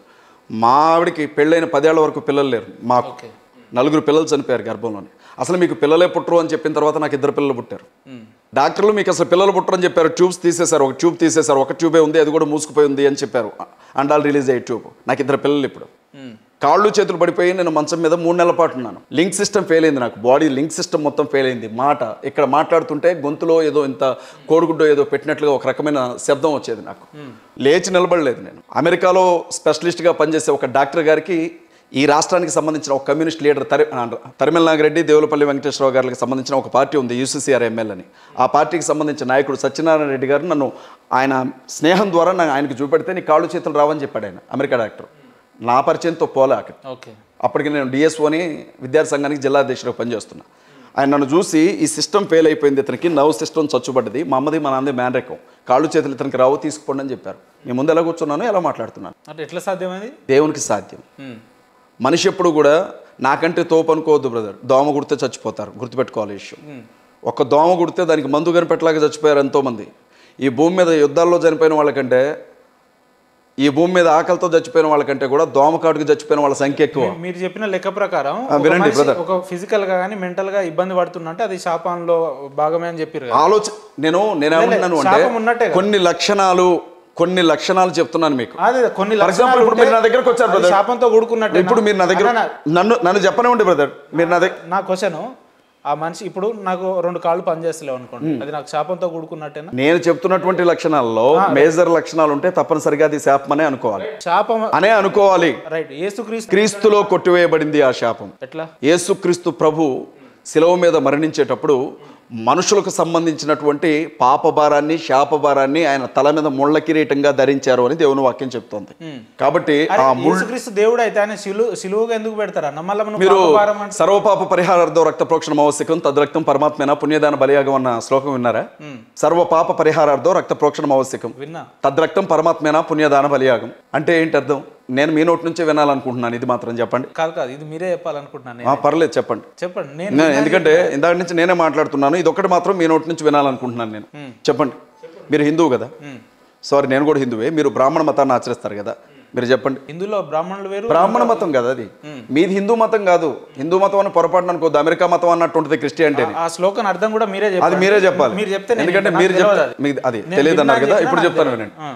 దాని గురించి చెప్పడానికి ముందు గర్భఫలం గురించి చెప్పాను, గొడ్డుతనం. ఈ లక్షణాలన్నీ కూడా శాపానికి సంబంధించినటువంటి లక్షణాలు. ఒక కుటుంబంలో ఈ లక్షణాలు అధిక భాగం ఉంటే అతను శపించబడినటువంటి కుటుంబంలో బ్రతుకుతున్నాడు అని తేలిగ్గా అర్థం చేసుకోవచ్చు. మనుషులు ఎక్కువ కాలం బతకరా ఇంట్లో, చాలా తేలిగ్గా అర్థమైపోతుంది మనకి. అది శాపానికి సంబంధించిన లక్షణాలు. సరే, అవి వదిలేసేయండి. ఇప్పుడు నేను శ్లోకం గురించి చెప్తాను. సర్వపాప పరిహారార్థం, అన్ని పాపాలకు పరిహారం జరగాలి అంటే రక్త ప్రోక్షణం ఆవశ్యకం. రక్తం అనేది చిందించబడాలి. తద్రక్తం పరమాత్మేన, ఆ రక్తం పరమాత్మది కావాలి. పుణ్యదాన బలియాగం, ఆయన ఎవరు బలవంతంగా బలి తీసుకోకూడదు, తనంతట తానుగా వచ్చి బలైపోవాలి అని శ్లోకం చెప్తోంది. దీని అర్థం ఏంటి? మీ బ్రాహ్మణ మతం ఏం చెప్పారు దీనికి? భూమి మీద ఉన్నటువంటి ప్రతి మనిషి పాపోహం పాపకర్మాహం అనుకుంటా మంత్రాలు చదువుతారు కదా. మరి మీరు ఇది వినే ఉంటారు, పెద్ద పెద్ద ఋషులు అసతోమా సద్గమయ, తవసోమా జ్యోతిర్గమయ, మృత్యోర్మా అమృతంగమయ, ఓం శాంతి శాంతి శాంతి అంటారు. దాని అర్థం ఏంటి? మనుషులందరి కోసం పాపం చిందించిన పరమాత్ముడు ఎవరో మీరు నాకు సమాధానం చెప్పాలి. ఎందుకు యేసుక్రీస్తు ప్రభు ఎందుకు సిలువెక్కాలన్నారు కదా? మనుషులందరి కోసం తనకు తానుగా వచ్చి బలై తిరిగి లేచినటువంటి ఆ వ్యక్తి ఎవరో మీరు సమాధానం చెప్పాలి. ఎందుకంటే మీ గ్రంథంలోనే ఉన్నది. మా బైబిల్ కూడా ఏముంటుందో తెలుసా? రక్తం చిందించకుండా పాప క్షమాపణ లేదు అని బైబిల్ చెప్తోంది. యేసుక్రీస్తు ప్రభు సర్వమానవ పాప క్షమాపణ కొరకు భూమి మీదకి వచ్చారు, ఆయన మరణించారు, తిరిగి లేచారు. ఆయన నామందు ఉంచబడే విశ్వాసాన్ని బట్టి ప్రతి మనిషి తప్పించబడతాడు అన్నదే సువార్త. మేము ఇదే చెప్తాం, ఇంకేం చెప్పం. దీన్ని పక్కన పెట్టండి. మరి మీకోసం చనిపోయినటువంటి ఆ పరమాత్మ ఎవరు? లేకపోతే మీ వేదంలో రాయబడిన ఆ శ్లోకం ఇంతవరకు నెరవేరలేదా? నెరవేరితే చనిపోయినటువంటి ఆ వ్యక్తి ఎవరు? రాముడు చనిపోయాడా రక్తం చిందించి? కృష్ణుడు చనిపోయాడా తనకు తానుగా మరణించి తిరిగి లేచింది ఎవరు? సరే, దానికి వచ్చి పక్కన పెడదాం. అంటే మీ బైబిల్లో అట్లా ఉంది కాబట్టి మీరు బైబిల్లో కాదు బ్రదర్. మీరు ఒక విషయం గమనించాలి. మీకు ఇష్టం లేనంత మాత్రాన సత్యం అసత్యం కాదు, నేను నమ్మినంత మాత్రాన అసత్యం సత్యము కాదు. అసతోమా సద్గమయ అంటే ఏంటి బ్రదర్? అసత్యంలో ఉన్నాను, సత్యంలోనికి నడిపించు. యేసుక్రీస్తు ప్రభు ఏమన్నాడంటే నేనే సత్యమును అన్నాడు. తమసోమ జ్యోతిర్గమయ, చీకట్లో ఉన్నాను, వెలుగులోనికి నడిపించు, నేనే వెలుగును అన్నాడు యేసుక్రీస్తు ప్రభు. మృత్యోర్మా అమృతంగమయ, మరణ పడక మీద చావు దగ్గరున్నాను, నన్ను బ్రతికించు, నిత్య జీవాన్ని అనుగ్రహించు, అమృతంగమయ. యేసుక్రీస్తు ప్రభు ఏమన్నాడు? నేనే నిత్య జీవాన్ని అని చెప్పాడు. నేనే మార్గమును సత్యమును జీవమును అని చెప్పాడు. హిందూ మతాన్ని అనుసరించే వాళ్ళంతా మేము చీకట్లో ఉన్నట్టేనా? ఎవరు మీ లెక్క ప్రకారం? అసలు హిందూ అనే మతమే లేదు అంటుంటే మళ్ళీ మీరు హిందూ మతం అంటారేంటి? ఋషులు ఎందుకు కేకలు పెట్టారు? మరి ఋషులు ఎందుకు అడిగారు? ఎవరిని అడిగారు ఋషులు? నేను ఒక మాట అడుగుతాను. అపుత్రస్య నాస్తి స్వర్గో నైవచ అని అంటారు. పుత్రుడు లేని వాడికి స్వర్గం లేదు, పున్నామి నరకం తప్పదు అని. ఇప్పుడు మా అన్నకి ఇద్దరు ఆడబిడ్డలే, నరకానికి వెళ్తాడా మా అన్న? అంటే ఎన్ని యజ్ఞాలు చేసినా యాగాలు చేసినా ఏం చేసినా నరకానికి వెళ్తాడా? మరి ఏంటి ఆ శ్లోకం ఏంటి? దేని గురించి? ఎవరా పుత్రుడు? ఏలయనగా మనకు కుమారుడు అనుగ్రహించబడును, ఆయన భుజముల మీద రాజ్యభారం ఉండని బైబిల్ చెప్తోంది. వేదాల్లో అడిగిన అనేక ప్రశ్నలకి బైబిల్ సమాధానాలు ఇస్తూ ఉంది. మేము స్పష్టంగా ఆ విషయం గురించి మాట్లాడుతూ ఉన్నాం. మేము ఎక్కడ దూషిస్తూ ఉన్నాం? మీరు మమ్మల్ని అడిగారు మొదటి నుంచి, మీరు ఎందుకు హిందువులను ఎందుకు దూషిస్తున్నారు మీరు మీ మత ప్రచారంలో భాగంగా అని అంటున్నారే, అది ఎక్కడ మిస్అండర్స్టాండ్ అవుతుందంటే, మేము విగ్రహాల గురించి మాట్లాడతాం. బైబిల్లో ఒక చాప్టరే ఉంది విగ్రహాలు, మొదటి నుంచి చివరి వరకు కూడా అనేక సందర్భాల్లో రాయబడింది. విషయం ఏంటంటే, మాకు విజయవాడ దగ్గర ఇబ్రహీంపట్నంలో ఒక సంఘం ఉంది. నేను ఖమ్మం నుంచి ఇబ్రహీంపట్నం వెళ్ళే దారిలో ఒక పెద్ద స్టాచ్యూ ఉంటుంది, పెద్ద విగ్రహం, దేవతా విగ్రహం. ఆ విగ్రహం దగ్గరికి వెళ్ళగానే నా కారు డ్రైవరు ఆ విగ్రహాన్ని చూసి దండం పెట్టుకుంటాడు. అట్లా ప్రతి సండే నేను వెళ్ళడం, ఇది ఇలా జరుగుతూ ఉంది. ఒకరోజు అన్నాడు, అన్న అసలు ఆ దేవుని విగ్రహం చూడన్నా మతిపోతుంది నాకు చూస్తే ఎంత పెద్దగా ఉందో అని అన్నాడు. నేను అన్నాను కదా, దాన్ని తయారు చేసినోడు ఎవడో వాడికి దండం పెట్టు అని చెప్పాను. అదేంటన్నా అంత మాట అన్నావు అన్న. నిజమే, మరి అదొక సిమెంట్ లాగా, ఇనుములాగా, ఇసుకలాగా, మట్టిలాగా మిగిలిపోయి ఉంటే దాన్ని తీసుకొచ్చి దానికి ఒక స్ట్రక్చర్ గీసి దాన్ని ఎలా తయారు చేస్తే అలా చేసి దాన్ని ప్రొక్లైన్లు బట్టి దాన్ని లేపి ఇనుము పెట్టి ఇత్తడి పెట్టి అన్నీ తయారు చేసి దానికి ఒక రూపం ఇచ్చిన వాడు సృష్టికర్త. దానికి ఆయన దానికి దండం పెట్టడం కాదు. క్రిస్టియానిటీలో విగ్రహారాధన చేసుకోవచ్చు, విగ్రహారాధన చేయడానికి అవకాశమే లేదు. మీరు నన్ను ఏమడుగుతున్నారు అంటే, మరి యేసుక్రీస్తు ప్రభు విగ్రహాలు మరే విగ్రహాలు ఎందుకు పెడతారు, ఇది మీ ప్రశ్న. అంటే జూడో మతంలో విగ్రహారాధన, జూడో మతంలో కూడా విగ్రహారాధన లేదు. రోమన్ క్యాథలిక్స్ అలా విగ్రహారాధన చేస్తారు. వాళ్ళు ఏమంటారంటే, మేము విగ్రహాన్ని పూజించట్లేదు కానీ విగ్రహ రూపంలో మేము నిలవబెట్టి ఆ దేవుణ్ణి చూసుకుంటున్నామంటారు. అది చెల్లదు, అది చెల్లదు, అది కూడా అవాస్తవమే. రోమన్ క్యాథలిక్స్ ఏమనుకున్నా నాకు ఇబ్బంది లేదు. యేసుక్రీస్తు, నేను చాలాసార్లు అడిగాను, విగ్రహారాధనే. యేసుక్రీస్తు ప్రభు విగ్రహం ఏదన్నా నాకు ఉండి ఇక్కడ పాల్గొడతాను నేను. యేసుక్రీస్తు ప్రభు విగ్రహం ఏదన్నా ఉండి ఇక్కడ పాల్గొడతాను నేను. చాలా పెద్ద స్టేట్మెంట్ అయితే. భలేవారే, ఇవ్వండి ఇక్కడ పాల్గొడతాను. మరే విగ్రహం ఏదన్నా ఉండి పాల్గొడతాను నేను ఇక్కడ. విగ్రహాలు అవి ఆత్మ ఉండగా, ఆత్మ ఉండగా, వినండి బ్రదర్, దేవుడే ఉండగా నాకు మధ్యలో విగ్రహం ఎందుకు? ప్రతి చర్చ్ లో మీరు చూసే విగ్రహాలు ఎవరు? ఇప్పుడు నా చర్చిలో విగ్రహం ఉంటే మీరు నన్ను అడగాలి. మీరు నా చర్చికి రండి, మీ చర్చిలో ఈ విగ్రహం ఏంటి అని నన్ను అడగాలి. చర్చికి వచ్చే వాళ్ళే నిజమైన క్రిస్టియన్లు అన్నాడు. వినండి, విషయం గమనించండి. నేను ఒక విషయం చెప్తున్నాను, వినండి. మీరు చాలా పెద్ద స్టేట్మెంట్ ఇచ్చారన్నారుగా, యేసు ప్రభు విగ్రహం నాకు ఉండే నేను పగల కూడా చూపెడతాను అన్నాను. ఎందుకంటే ఏం కావాలా? పగల కొట్టాలా? పోనీ తెప్పించండి ఒక విగ్రహం, పాల్గొడతాను. మరే విగ్రహం తీసుకురండి, పాల్గొడతాం. యేసుక్రీస్తు ప్రభు వారితో మాట్లాడడానికి ఆయన ఆత్మరూపంలో ఆయన నాకు అందుబాటులో ఉన్నప్పుడు నాకు విగ్రహం ఎందుకు అంటున్నాను? ఇప్పుడు వినండి, ఒక్క నిమిషం సార్, వినండి బ్రదర్, ఒక విషయం చెప్పనే ఉన్నాను. దేవుడు 10 చర్చిల్లో ఉన్న విగ్రహాలు బ్రదర్, నేను వినండి బ్రదర్, సృష్టి మొత్తాన్ని సృష్టికర్త తయారు చేసాడు. సృష్టికర్తను తయారు చేయడం ఎవరి వల్ల కాదంటున్నాను నేను. ఈ భూమి మీద ఉండే సృష్టి మొత్తాన్ని తయారు చేసిన సృష్టికర్తని నీ చేతులతో నువ్వు ఎలా తయారు చేస్తావంటున్నాను నేను. ఇక ఆ లెక్క నువ్వు ప్రాణ ప్రతిష్ఠ చేసిన విగ్రహానికి, మేము ప్రార్థన చేసి పెట్టిన విగ్రహానికి తేడా ఏముంటుంది అంటున్నాను నేను. మీ పాంప్లెంట్ లో చూసే విగ్రహం, ఆ ఫోటో ఎవరిది, లేదంటే చర్చిలో ముందు చూసే విగ్రహం ఎవరిది, అది ఎవరిది? దాన్ని వినండి బ్రదర్, యేసుక్రీస్తు ప్రభు చనిపోయినప్పుడు ఆయన ఒంటి చుట్టూ ఒక బట్టను కప్పారు. ఆ బట్ట చాలా విలువైన బట్ట, అది తెల్లని బట్ట. యోధా ప్రాంతంలో ఆ బట్టను దొంగిలించడానికి దొంగతనాలు కూడా జరిగేవి. అలాంటి విలువైన బట్టలు అవి. వాటి మీద తైలాలు అవన్నీ పోస్తారు. ఆ వస్త్రం యేసుక్రీస్తు ప్రభు సమాధిలోంచి తిరిగి వెళ్ళిపోయిన తర్వాత అక్కడే పెట్టబడింది ఒకటి. రెండోది ఏంటంటే, క్రీస్తు సిలువ మోసుకుంటూ వెళ్ళేటప్పుడు యెరూషలేము దారిలో యేసుక్రీస్తు ప్రభు కింద పడ్డప్పుడు ఒక స్త్రీ, వెరోనికా అనే స్త్రీ, ఆవిడే రక్తస్రావం కలిగినటువంటి స్త్రీ అంటారు. 12 ఏళ్లుగా రక్తస్రావం కలిగినటువంటి ఆ స్త్రీ యేసుక్రీస్తు ప్రభు చొక్కా అంచును ముట్టుకొని బాగుపడుతుంది. ఆ తల్లి ఆయన ముఖం మీద ఇలా క్లాత్ పెడుతుంది. పెట్టినప్పుడు ఒళ్ళంతా రక్త ముద్దగా ఉన్న ఆయన ముఖ రూపం దాని మీద పడింది అంటారు. దీన్ని ఏం చేశారంటే డీకోడ్ చేశారు ఇజ్రాయెల్ వాళ్ళు. చేసి ఒక చిత్రాన్ని రూపొందించారు. అంటే క్రీస్తు ఆయన కట్టినప్పుడు దాన్ని బేస్ చేసుకొని వీళ్ళు అలా పెట్టుకుంటారు అంతే. ఇప్పుడు ఏముంది బ్రదర్, మీరు నేను ఇద్దరం నరుక్కుంటున్నట్లుగా కూడా A1 టెక్నాలజీలో పెడతారు. అది పెద్ద విషయమా? మరి మీరు యేసుక్రీస్తుకి అసలు రూపమే లేదని మీరు అంటారు. ఈ మధ్య కాలంలో మనం చూస్తున్నాం. నేను చెప్పేది వినండి బ్రదర్, యేసుక్రీస్తు ప్రభు పుట్టింది మనిషికే కదా, మనిషిగానే బతికాడు కదా. మనిషి అంటే నీలాగా నాలాగే ఉంటాడు కదా. మీరు చైనా వాళ్ళని చూసారు కదా, నలుగురు ఒకలాగే ఉంటారు. నేపాల్ వాళ్ళని చూసారా, నలుగురు ఒకలాగే ఉంటారు. యూదులను కూడా చూడండి, ఒక్కలాగే ఉంటారు వాళ్ళు. జ్యూస్ అంటారు వాళ్ళని, యూదుల్ని. వాళ్ళలో ఎవరిని చూసినా ఒకలాగే ఉంటారు. యూదుల వంశంలో పుట్టినటువంటి క్రీస్తు ఎలా ఉంటాడు? యూదుల అవతారం ఏమన్నా మారిందా? ఇక దానికి మనం ప్రత్యేకంగా చెప్పాల్సిన అవసరం ఏముంది? నేను ఏమంటున్నానంటే, అది స్వరూపం అన్నా, ఇప్పుడు విగ్రహాలు పెట్టి కొలిచే వాళ్ళ విగ్రహారాధన ఏ రూపంలో ఉన్నా తప్పే.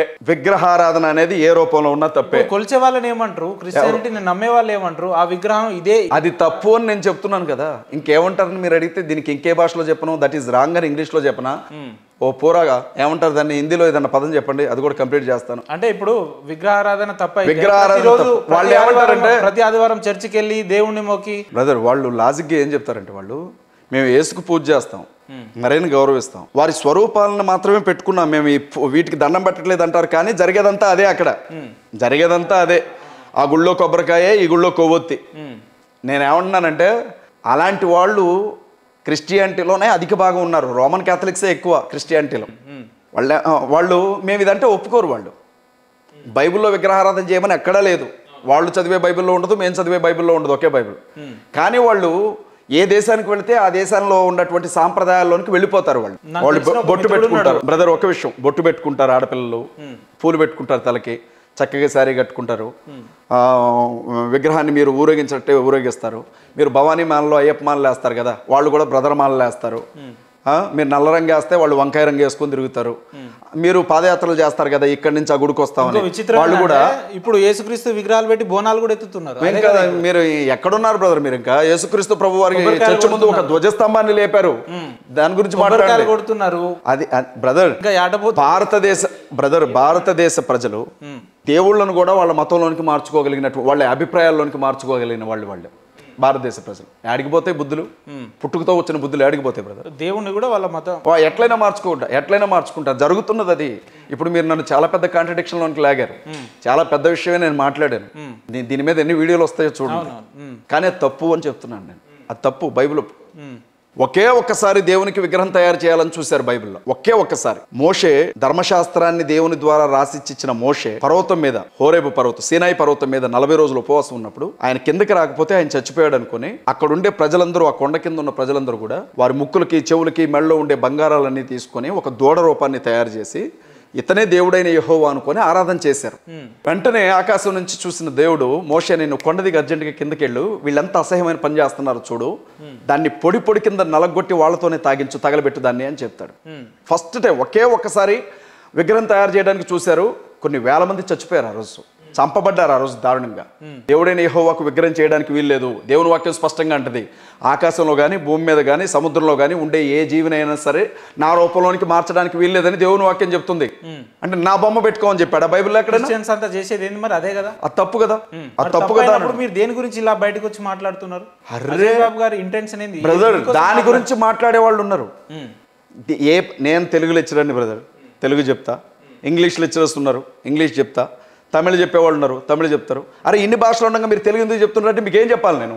దేనికి సంబంధించిన వాళ్ళు దానికి ఉన్నారు, మీ కార్యాచరణ దేనికి సంబంధించిన వాళ్ళు దానికి ఉన్నారు. నేను ఒకటే చెప్తా ఉన్నా బ్రదర్, మమ్మల్ని కూడా బతకనివ్వండి. హిందూ, క్రిస్టియన్, ముస్లిం భాయ్ అందరం కలిసి బ్రతుకుదాం. ఇప్పుడు ఎవరు కాదంటారు? రాజ్యాంగాన్ని రద్దు చేస్తామంటున్నారు. క్రిస్టియన్స్కి, ముస్లింస్కి ఉండే ఓటు హక్కు రద్దు చేస్తామంటున్నారు. క్రైస్తవ కుర్రాళ్ళని, ముస్లిం కుర్రాళ్ళని చంపడానికి కత్తులు కొనుక్కోవాలని మహామండలేశ్వర స్వామీజీ ఏకంగా ఢిల్లీ వేదికగా పిలుపునిచ్చాడు. నిన్నగాక మొన్న మహిళా దినోత్సవం రోజున మధ్యప్రదేశ్ ముఖ్యమంత్రి మత మార్పిడి జరిగితే మోహన్ యాదవ్ మరణశిక్ష విధిస్తాము మా రాష్ట్రంలో అని అనౌన్స్ చేశాడు. రాజ్యాంగాన్ని భయపెడుతున్నారా? సుప్రీంకోర్టులను భయపెడుతున్నారా?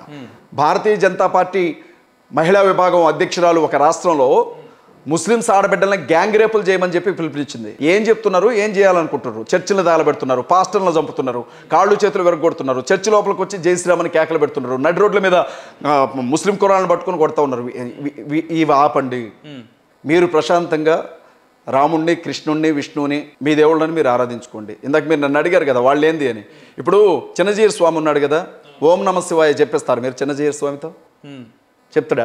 జై శ్రీమన్నారాయణ అంటాడు. ఎందుకంటాడని నాకు తెలుసు. మళ్ళీ మీరు నన్ను కాంట్రవర్షియల్ నొక్కకండి. అంతే కదా. విషయం ఏంటంటే శైవులు, వైష్ణవులు ఎలా ఉన్నారో క్రిస్టియానిటీలో కూడా ప్రొటెస్టెంట్లు, రోమన్ క్యాథలిక్స్ అని అలా ఉన్నారు. వాళ్ళు విగ్రహారాధనతో కూడినటువంటి ఆరాధన జరిపిస్తారు. అది పూర్తిగా తప్పనే ప్రొటెస్టెంట్ అనే వర్గం బయటకు వచ్చేసింది. మేము తప్పంటారు వాళ్ళు. శైవులు, వైష్ణవులకి ఏ రకంగా గొడవ ఉంటుందో రోమన్ క్యాథలిక్స్కి, ప్రొటెస్టెంట్లకు కూడా ఈ ఒక్క విషయంలోనే గొడవ జరుగుతుంది. మీరు ఎట్టి పరిస్థితుల్లో కూడా చేయడానికి వెళ్ళలేదని మేము, మమ్మల్ని వద్దడానికి మీరెవరు అని వాళ్ళు. అజయ్ బాబు గారు, మీరు ఇన్ని ఇంటర్వ్యూలు ఇచ్చారు కదా, ఇంతసేపు మనం మాట్లాడుకున్నాం. ఈ ఇంటర్వ్యూలో మీకు ఏం తేడా అనిపించింది? అన్ని ఇంటర్వ్యూలలో మీరు మిమ్మల్ని వేరే విధంగా చూపించారు. ఎట్లా అంటే హిందువులను కోసేస్తాం, చంపేస్తాం, నరికేస్తాం అనేటట్టు చూపించారు. అజయ్ బాబు అనే వ్యక్తి చాలా సబ్జెక్ట్ ఉన్నాడు అని చెప్పి, లేదంటే ఇతన్ని అడిగితే ఎంత డీప్గా కూడా ఎవరితోనన్నా చర్చించే అర్హత ఉన్న వ్యక్తి అని చెప్పి ఇంటర్వ్యూ ద్వారా బయటికి వెళ్ళింది. ఇంత సబ్జెక్ట్ ఉన్న వ్యక్తి ఎందుకు ఇంత పొద్దున్న లేస్తే వేరే సామాజిక మాధ్యమాల్లో వైల్డ్గా, దురుసుగా ప్రవర్తిస్తున్నాడు, లేదంటే అనరాని మాటలతోటి హిందూ సమాజాన్ని కావచ్చు, ఇతర సమాజాన్ని ఎందుకు తిడుతున్నాడు అని ప్రశ్నోత్పన్నం. నేను హిందువుల్ని తిట్టను బ్రదర్. మా మామ, మా అత్త హిందువులు, మా బామ్మర్ది మీ మతంలోనే మీరు మాట్లాడాను. నేను బీసీ కులానికి చెందిన వ్యక్తిని. నా భార్య ఎస్సీ మాదిగా, మా ఇంట్లో మా ఇంటర్ క్యాస్ట్ మాది. మా తమ్ముడు భార్య ఎస్టీ ట్రైబ్. మా ఇంటి పెద్దలుడు ఎస్టీ, లంబాడి, మేము బీసీ, క్రిస్టియన్ కమ్యూనిటీలో ఉన్నాం, పోసల కులానికి చెందిన వాళ్ళం, అన్ని కులాల వాళ్ళు, అన్ని మతాల వాళ్ళం బంధువులుగా ఉన్నాం. ఏ రోజు కూడా నేను ఏ మతాన్ని కూడా నేను కించపరచను కదా. నేను ఏమంటానంటే, అయ్యప్ప స్వాములు ఎవరైనా ఉంటే మా ఇంటికి రండి, మీకు కడుపు నిండా భోజనం పెడతాను, భిక్ష అంటారు కదా దాన్ని, మీకు కావాల్సిన ఏర్పాటు చేస్తాను. భవానీ మాలలు వేసుకున్న వారు వచ్చి మా ఇంటి దగ్గర భజన చేసుకోండి, మీకు కావాల్సిన ఏర్పాటు చేస్తాను. నేనేమంటానంటే, మమ్మల్నిగా బ్రతకనివ్వండి, ఇతర ఆచారాలను మీకు గౌరవిస్తాను. మిమ్మల్ని మీరు మీలాగా ఉండండి, మమ్మల్ని మాలాగా బ్రతకనివ్వండి. మీరు ఎంతరా అని అంటే మాత్రం నేను ఊరుకోను.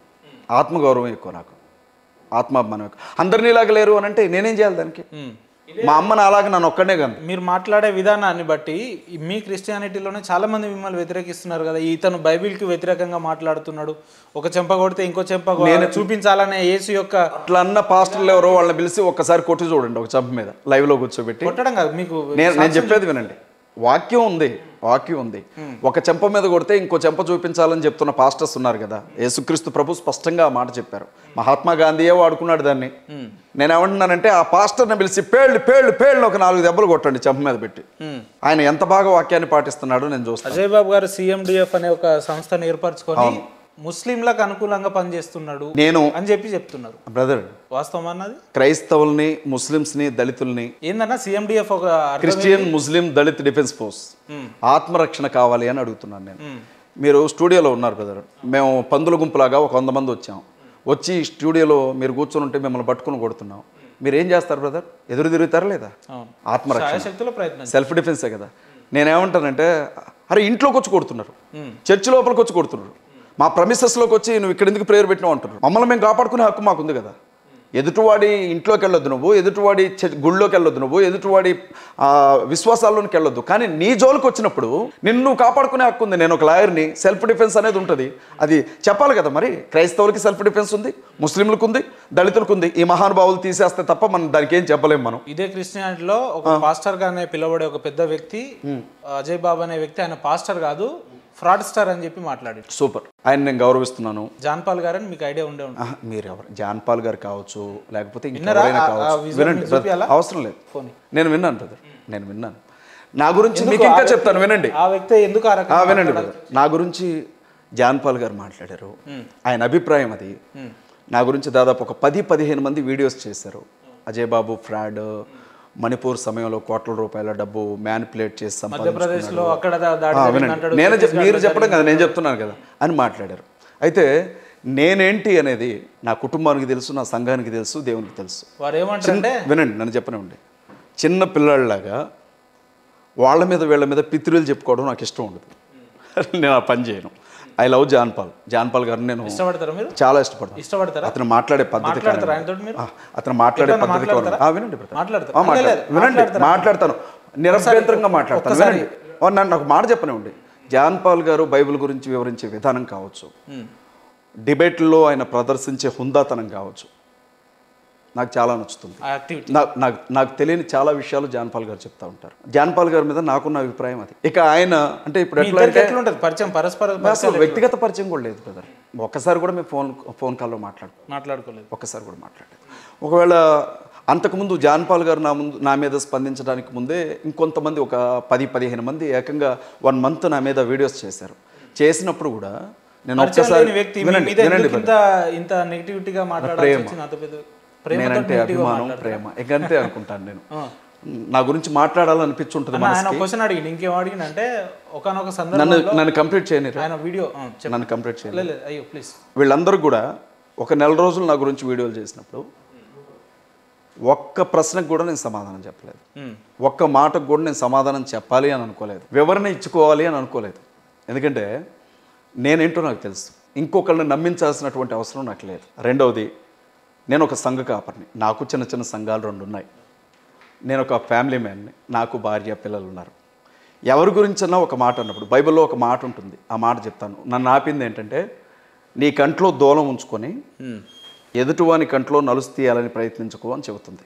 నేను మనిషినే కదా, తెలుసో తెలియకో ఏదో ఒక తప్పు చేస్తుంటాను ఖచ్చితంగా, ఏదో ఒక తప్పు ఉండుంటుంది నా జీవితంలో కూడా. అలాంటిది ఏదైనా వాళ్ళకి నచ్చుండకపోవచ్చు. అజయ్ బాబు కరెక్ట్ కాదు ఈ విషయంలో తన మతాన్ని అడ్డు పెట్టుకొని వేల కోట్లకు పడగలెత్తిండు అజయ్ బాబు ఇన్ ద స్పాన్ ఆఫ్ ఎంత షార్ట్ పీరియడ్లో అని చెప్పి చెప్తుంటారు. అది ఎట్లా సాధ్యమైంది బ్రదర్? నా అకౌంట్స్ మొత్తం మీకు ఇస్తాను ఇక్కడ కూర్చొని, చెక్ చేస్తారా? నా అకౌంట్స్ ఒకసారి చెక్ చేయండి. బ్యాంక్ అకౌంట్స్ ఇస్తాను. వినండి జాన్పాల్ గారు ఏమంటారంటే, బ్రదర్, ఆయన అన్నది నాకు అర్థమైంది. ఒక రోజు వినండి బ్రదర్, చిన్న రేకుల షెడ్ కింద వినండి బ్రదర్, వ్యక్తి 4 months తర్వాత ఒక ఇంటర్వ్యూలో నా దగ్గర కోట్లు ఉన్నాయని అన్నాడు. ఎట్లా సాధ్యమైంది అంటాడు. ఇప్పుడు రెడ్ టీవీ ఇంటర్వ్యూలోనే జరిగింది అది. రెడ్ టీవీ ఇంటర్వ్యూలో ఆ ప్రశ్న అడిగినప్పుడు నేను ఛానల్ కదా సమాధానం చెప్పాను. నాకు తేజ అంటే ఇష్టం బ్రదర్, ఓకే, మనిషిని ఇష్టపడతాను నేను. ఇప్పుడు మీరు మాట్లాడారు కదా, మిమ్మల్ని చూడగానే నేను చెప్పాను కదా, సినిమా హీరో మహేష్ బాబు లాగా ఉన్నారు, మీకెందుకు ఆ మేకప్ మీకెందుకు బ్రదర్ అని చెప్పాను కదా. నేను కష్టాలన్నీ కూడా జనాల ముందు చెప్పుకొని ఏడ్చే రకం కాదు బ్రదర్. మీకేంటి అని అంటే నాకేం తక్కువ బ్రదర్ అంటాను. మీరు చెప్పుకుంటారా?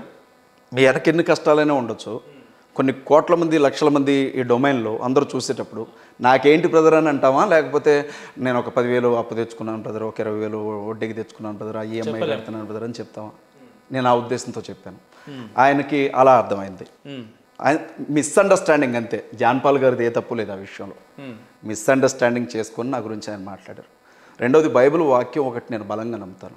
ఏంటంటే, ఈ భూమి మీద తప్పు లేనివాడు కానీ పాపం లేనివాడు కానీ ఎవడు లేడు బ్రదర్. నాకంటే నీతిమంతుడు జాన్పాల్. నేను చెప్తున్నాను, జాన్పాల్ గారు నాకంటే నీతిమంతుడు.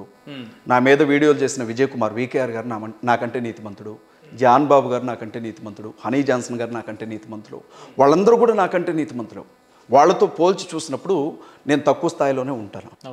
వాళ్ళొక మాట అన్నారు నన్ను, బైబిల్ ఏముంటుంది అంటే, నీ కంట్లో దూలం ఉంచుకొని ఎదుటివాడి కంట్లో నలుసు తీకని అంటుంది. మీలో పాపం చేయని వాడెవడో ఒక రాయి వేయమని దేవుని వాక్యం చెప్తుంది. నేను నా జీవితంలో ఎన్నో తప్పులు ఉన్నాయి. నేను వాళ్ళ మీద రాయి ఎలా వేసాను? వాళ్ళకి సంబంధించినంత వరకు వాళ్ళు నీతిమంతులుగా అనిపించింది వాళ్ళకి. నన్ను అన్నారు, నేను పడ్డాను. నన్ను అన్నారు, నేను పడ్డాను బ్రదర్. దీని గురించి నేను ఏమైనా రచ్చ చేశాను? మీరు కూడా అనండి. నా క్రైస్తవులు బ్రదర్, మా క్రైస్తవులు యేసుక్రీస్తు రక్తంలో కడగబడిన వాళ్ళం, యేసుక్రీస్తు ప్రభువును బోధించే వాళ్ళం, ఆరాధించే వాళ్ళం.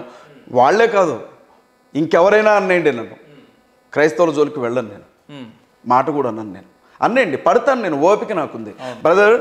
20 సంవత్సరాలు ఒక్క నిమిషం చెప్పండి అంటే మీరు మాత్రం చాలా పాజిటివ్గా మాట్లాడారు, అక్కడే తెలిసిపోతుంది. ఇప్పుడు జగన్మోహన్ రెడ్డి గారి వైఎస్ఆర్ కాంగ్రెస్ పార్టీ విద్యార్థి విభాగానికి మొదటి రాష్ట్ర అధ్యక్షుడు నేను. వైఎస్ఆర్సీపీ స్టూడెంట్ వింగ్కి ఫస్ట్ ప్రెసిడెంట్ నేను. తెలంగాణకి కాదు, సమైక్య రాష్ట్రానికి. తెలంగాణ ఉద్యమంలో తెలంగాణ యూత్ ఫోర్స్ అధ్యక్షుడిని, తెలంగాణ విద్యార్థి జేఏసీ చైర్మన్ని, ఉస్మానియా యూనివర్సిటీ ఇన్ఛార్జిగా పనిచేశాను. ప్రొఫెసర్ జయశంకర్ గారితో కలిపి చీఫ్ గెస్ట్గా వెళ్ళిన వ్యక్తిని. కోదండరాం గారికి చాలా కావాల్సిన వ్యక్తిని నేను. తెలంగాణ ఉద్యమంలో పనిచేశాను. 2014 కంటే ముందు 2011లో కిరణ్ కుమార్ రెడ్డి గారి గవర్నమెంట్లో పార్టీ రాష్ట్ర అధికార ప్రతినిధిగా పనిచేశాను ముఖ్యమంత్రి గారితో.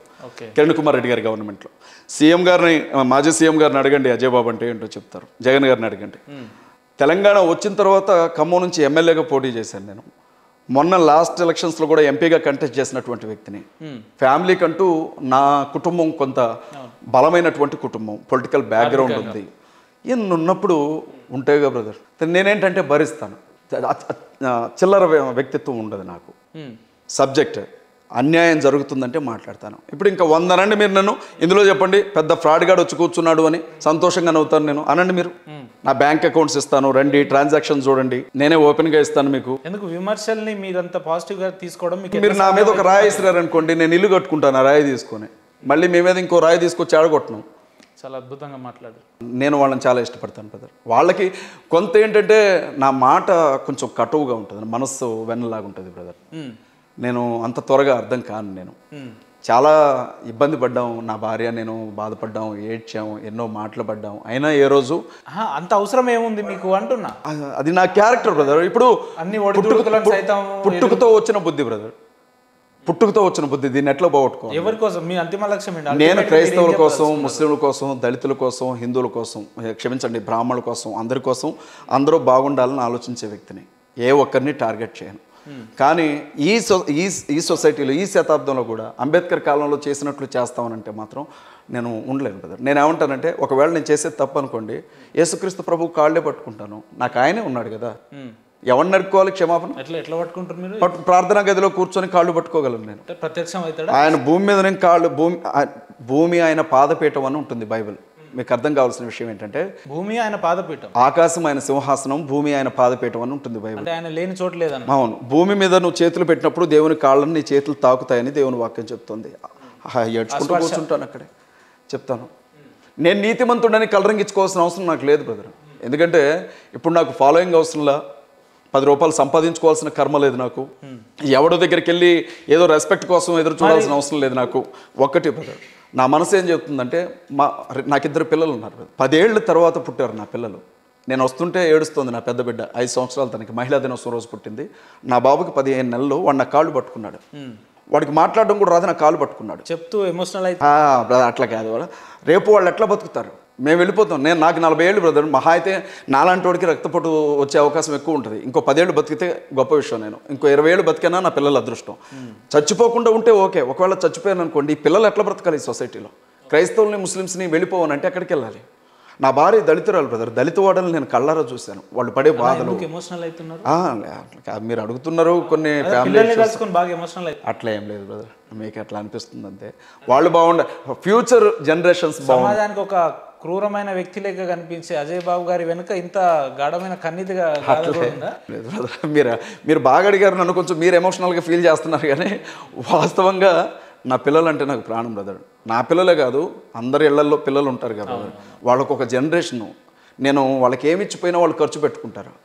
ఒక సేఫ్టీ జనరేషన్ కానీ వాళ్ళకి ఒక ఫ్యూచర్ వాళ్ళకు ఉంటే మంచిగా బ్రతుకుతారు, కష్టపడి సంపాదించుకుంటారు. మా నాన్న మాకేమీ లేదు బ్రదర్, బతకడానికి కాళ్ళు చేతులు ఇచ్చాడు, బ్రతకండ్రా అన్నాడు.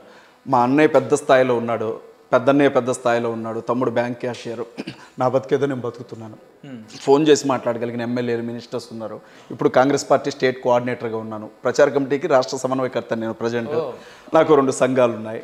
లా చదువుకున్నాను, సొసైటీని చూశాను, నక్సల్ సిద్ధాంతాలను చూశాను, కమ్యూనిస్టులను చూశాను, బూర్జువా వ్యవస్థను చూశాను, కమ్యూనల్ వ్యవస్థను చూశాను. ఇన్ని చేశారు కదా, మీ జీవితంలో ఇంకా ఫుల్ఫిల్ కానీ అంశం ఏదైనా ఉందా అంటే ఏం చెప్తారన్న మీరు? అందరూ అన్నదమ్ములాగా కలిసి బ్రతికితే ఏ గొడవ లేకుండా చూడాలని ఆస్తుంది బ్రదర్ నాకు. ఇది మీ నోట వినడం అంటే మా హిందూస్కి చాలా సంతోషమైన విషయం ఇది.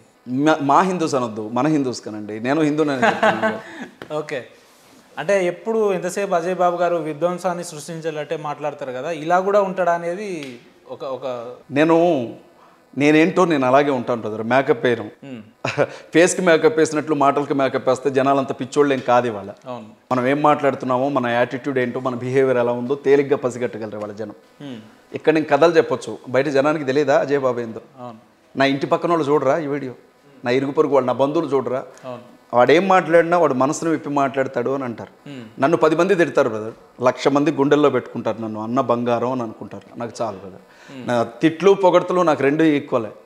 మీరు నన్ను తిట్టండి, జాన్పాలన్నకి చెప్తున్నాను, లవ్ యూ జాన్పాలన్న. నాలో ఏదన్నా తప్పు ఉంటే ఒకవేళ మీరు అనుకున్నట్లుగా నేను సరి చేసుకుంటాను. అలాగే నా గురించి బ్యాడ్గా వీడియోస్ చేసిన వాళ్ళకి కూడా చెప్తున్నాను, నిజంగా నేను ఏదైనా తప్పు చేస్తుంటే దేవుని సన్నిధిలో క్షమాపణ అడుగుతాను. ఫ్యూచర్లో ఇంకెప్పుడు కూడా అలాంటి తప్పు చేయకుండా సరి చేసుకుంటారు. కానీ నా మీద దయచేసి కోపం మాత్రం ఉంచుకోకండి, ఎందుకంటే క్రైస్తవ సమాజానికి అదే మాత్రం క్షేమకరం కాదు. రైట్ అన్న, చివరగా అజయ్ బాబు అన్న, అంటే మత మార్పిడి అనే అంశం పక్కన పెడితే లాస్ట్ క్వశ్చన్, క్రైస్తవ్యంలోకి రావాలి అని అనుకునే వ్యక్తులకు ఇప్పుడు కొంతమంది నెగిటివ్ ఎక్కువ స్ప్రెడ్ అవుతుంది కదా, ఎవరిని చూసి రావాలి క్రైస్తవానికి అని అంటే ఏం చెప్తారు? బైబిల్ ఎప్పుడు కూడా ఒకటే చెప్తుంది, పాస్టర్స్ని అసలు చూడొద్దు. నేను సంఘానికి ఒకటే చెప్తాను, నన్ను చూసి అసలు చర్చికి రావద్దు. ఈ రోజు ఇలా ఉన్నాను, రేపు ఏదైనా తప్పుడు సంబంధంలో దొరకవచ్చు, నేను రేపు ఏదైనా తప్పు చేసి ఇరుక్కుపోవచ్చు, నేనే ఏదో స్వార్థానికి పడిపోవచ్చు. అప్పుడు మీ విశ్వాసం దెబ్బతింటుంది. బైబిల్ చూడండి, క్రీస్తును చూడండి, ఆయన ఏ తప్పు చేయనివాడు. ఆయన మీద గురి నిలపండి, ఆయన చూసి వెళ్ళిపోండి. నాలాంటి కోన్కిస్కా గొట్టంగాళ్ళు వస్తుంటారు పోతుంటారు. పాస్టర్స్ వాడు ఎవడైనా కావచ్చు, ఎలాంటి వ్యక్తి అయినా కావచ్చు. ఇవాళ బాబాలు లాజికల్ చేసినట్లు మా వాళ్ళు మ్యాజికల్ చేస్తూ ఉన్నారు, అది అందరికీ తెలుసు. మనం కాదని ఎంత దాచిపెడతాం, జనాలకి తెలియదా బయట ఏం జరుగుతుంది? టచ్ అనగానే పడిపోతాడా బ్రదర్? నన్ను బడగొట్టమనండి, చూస్తాను.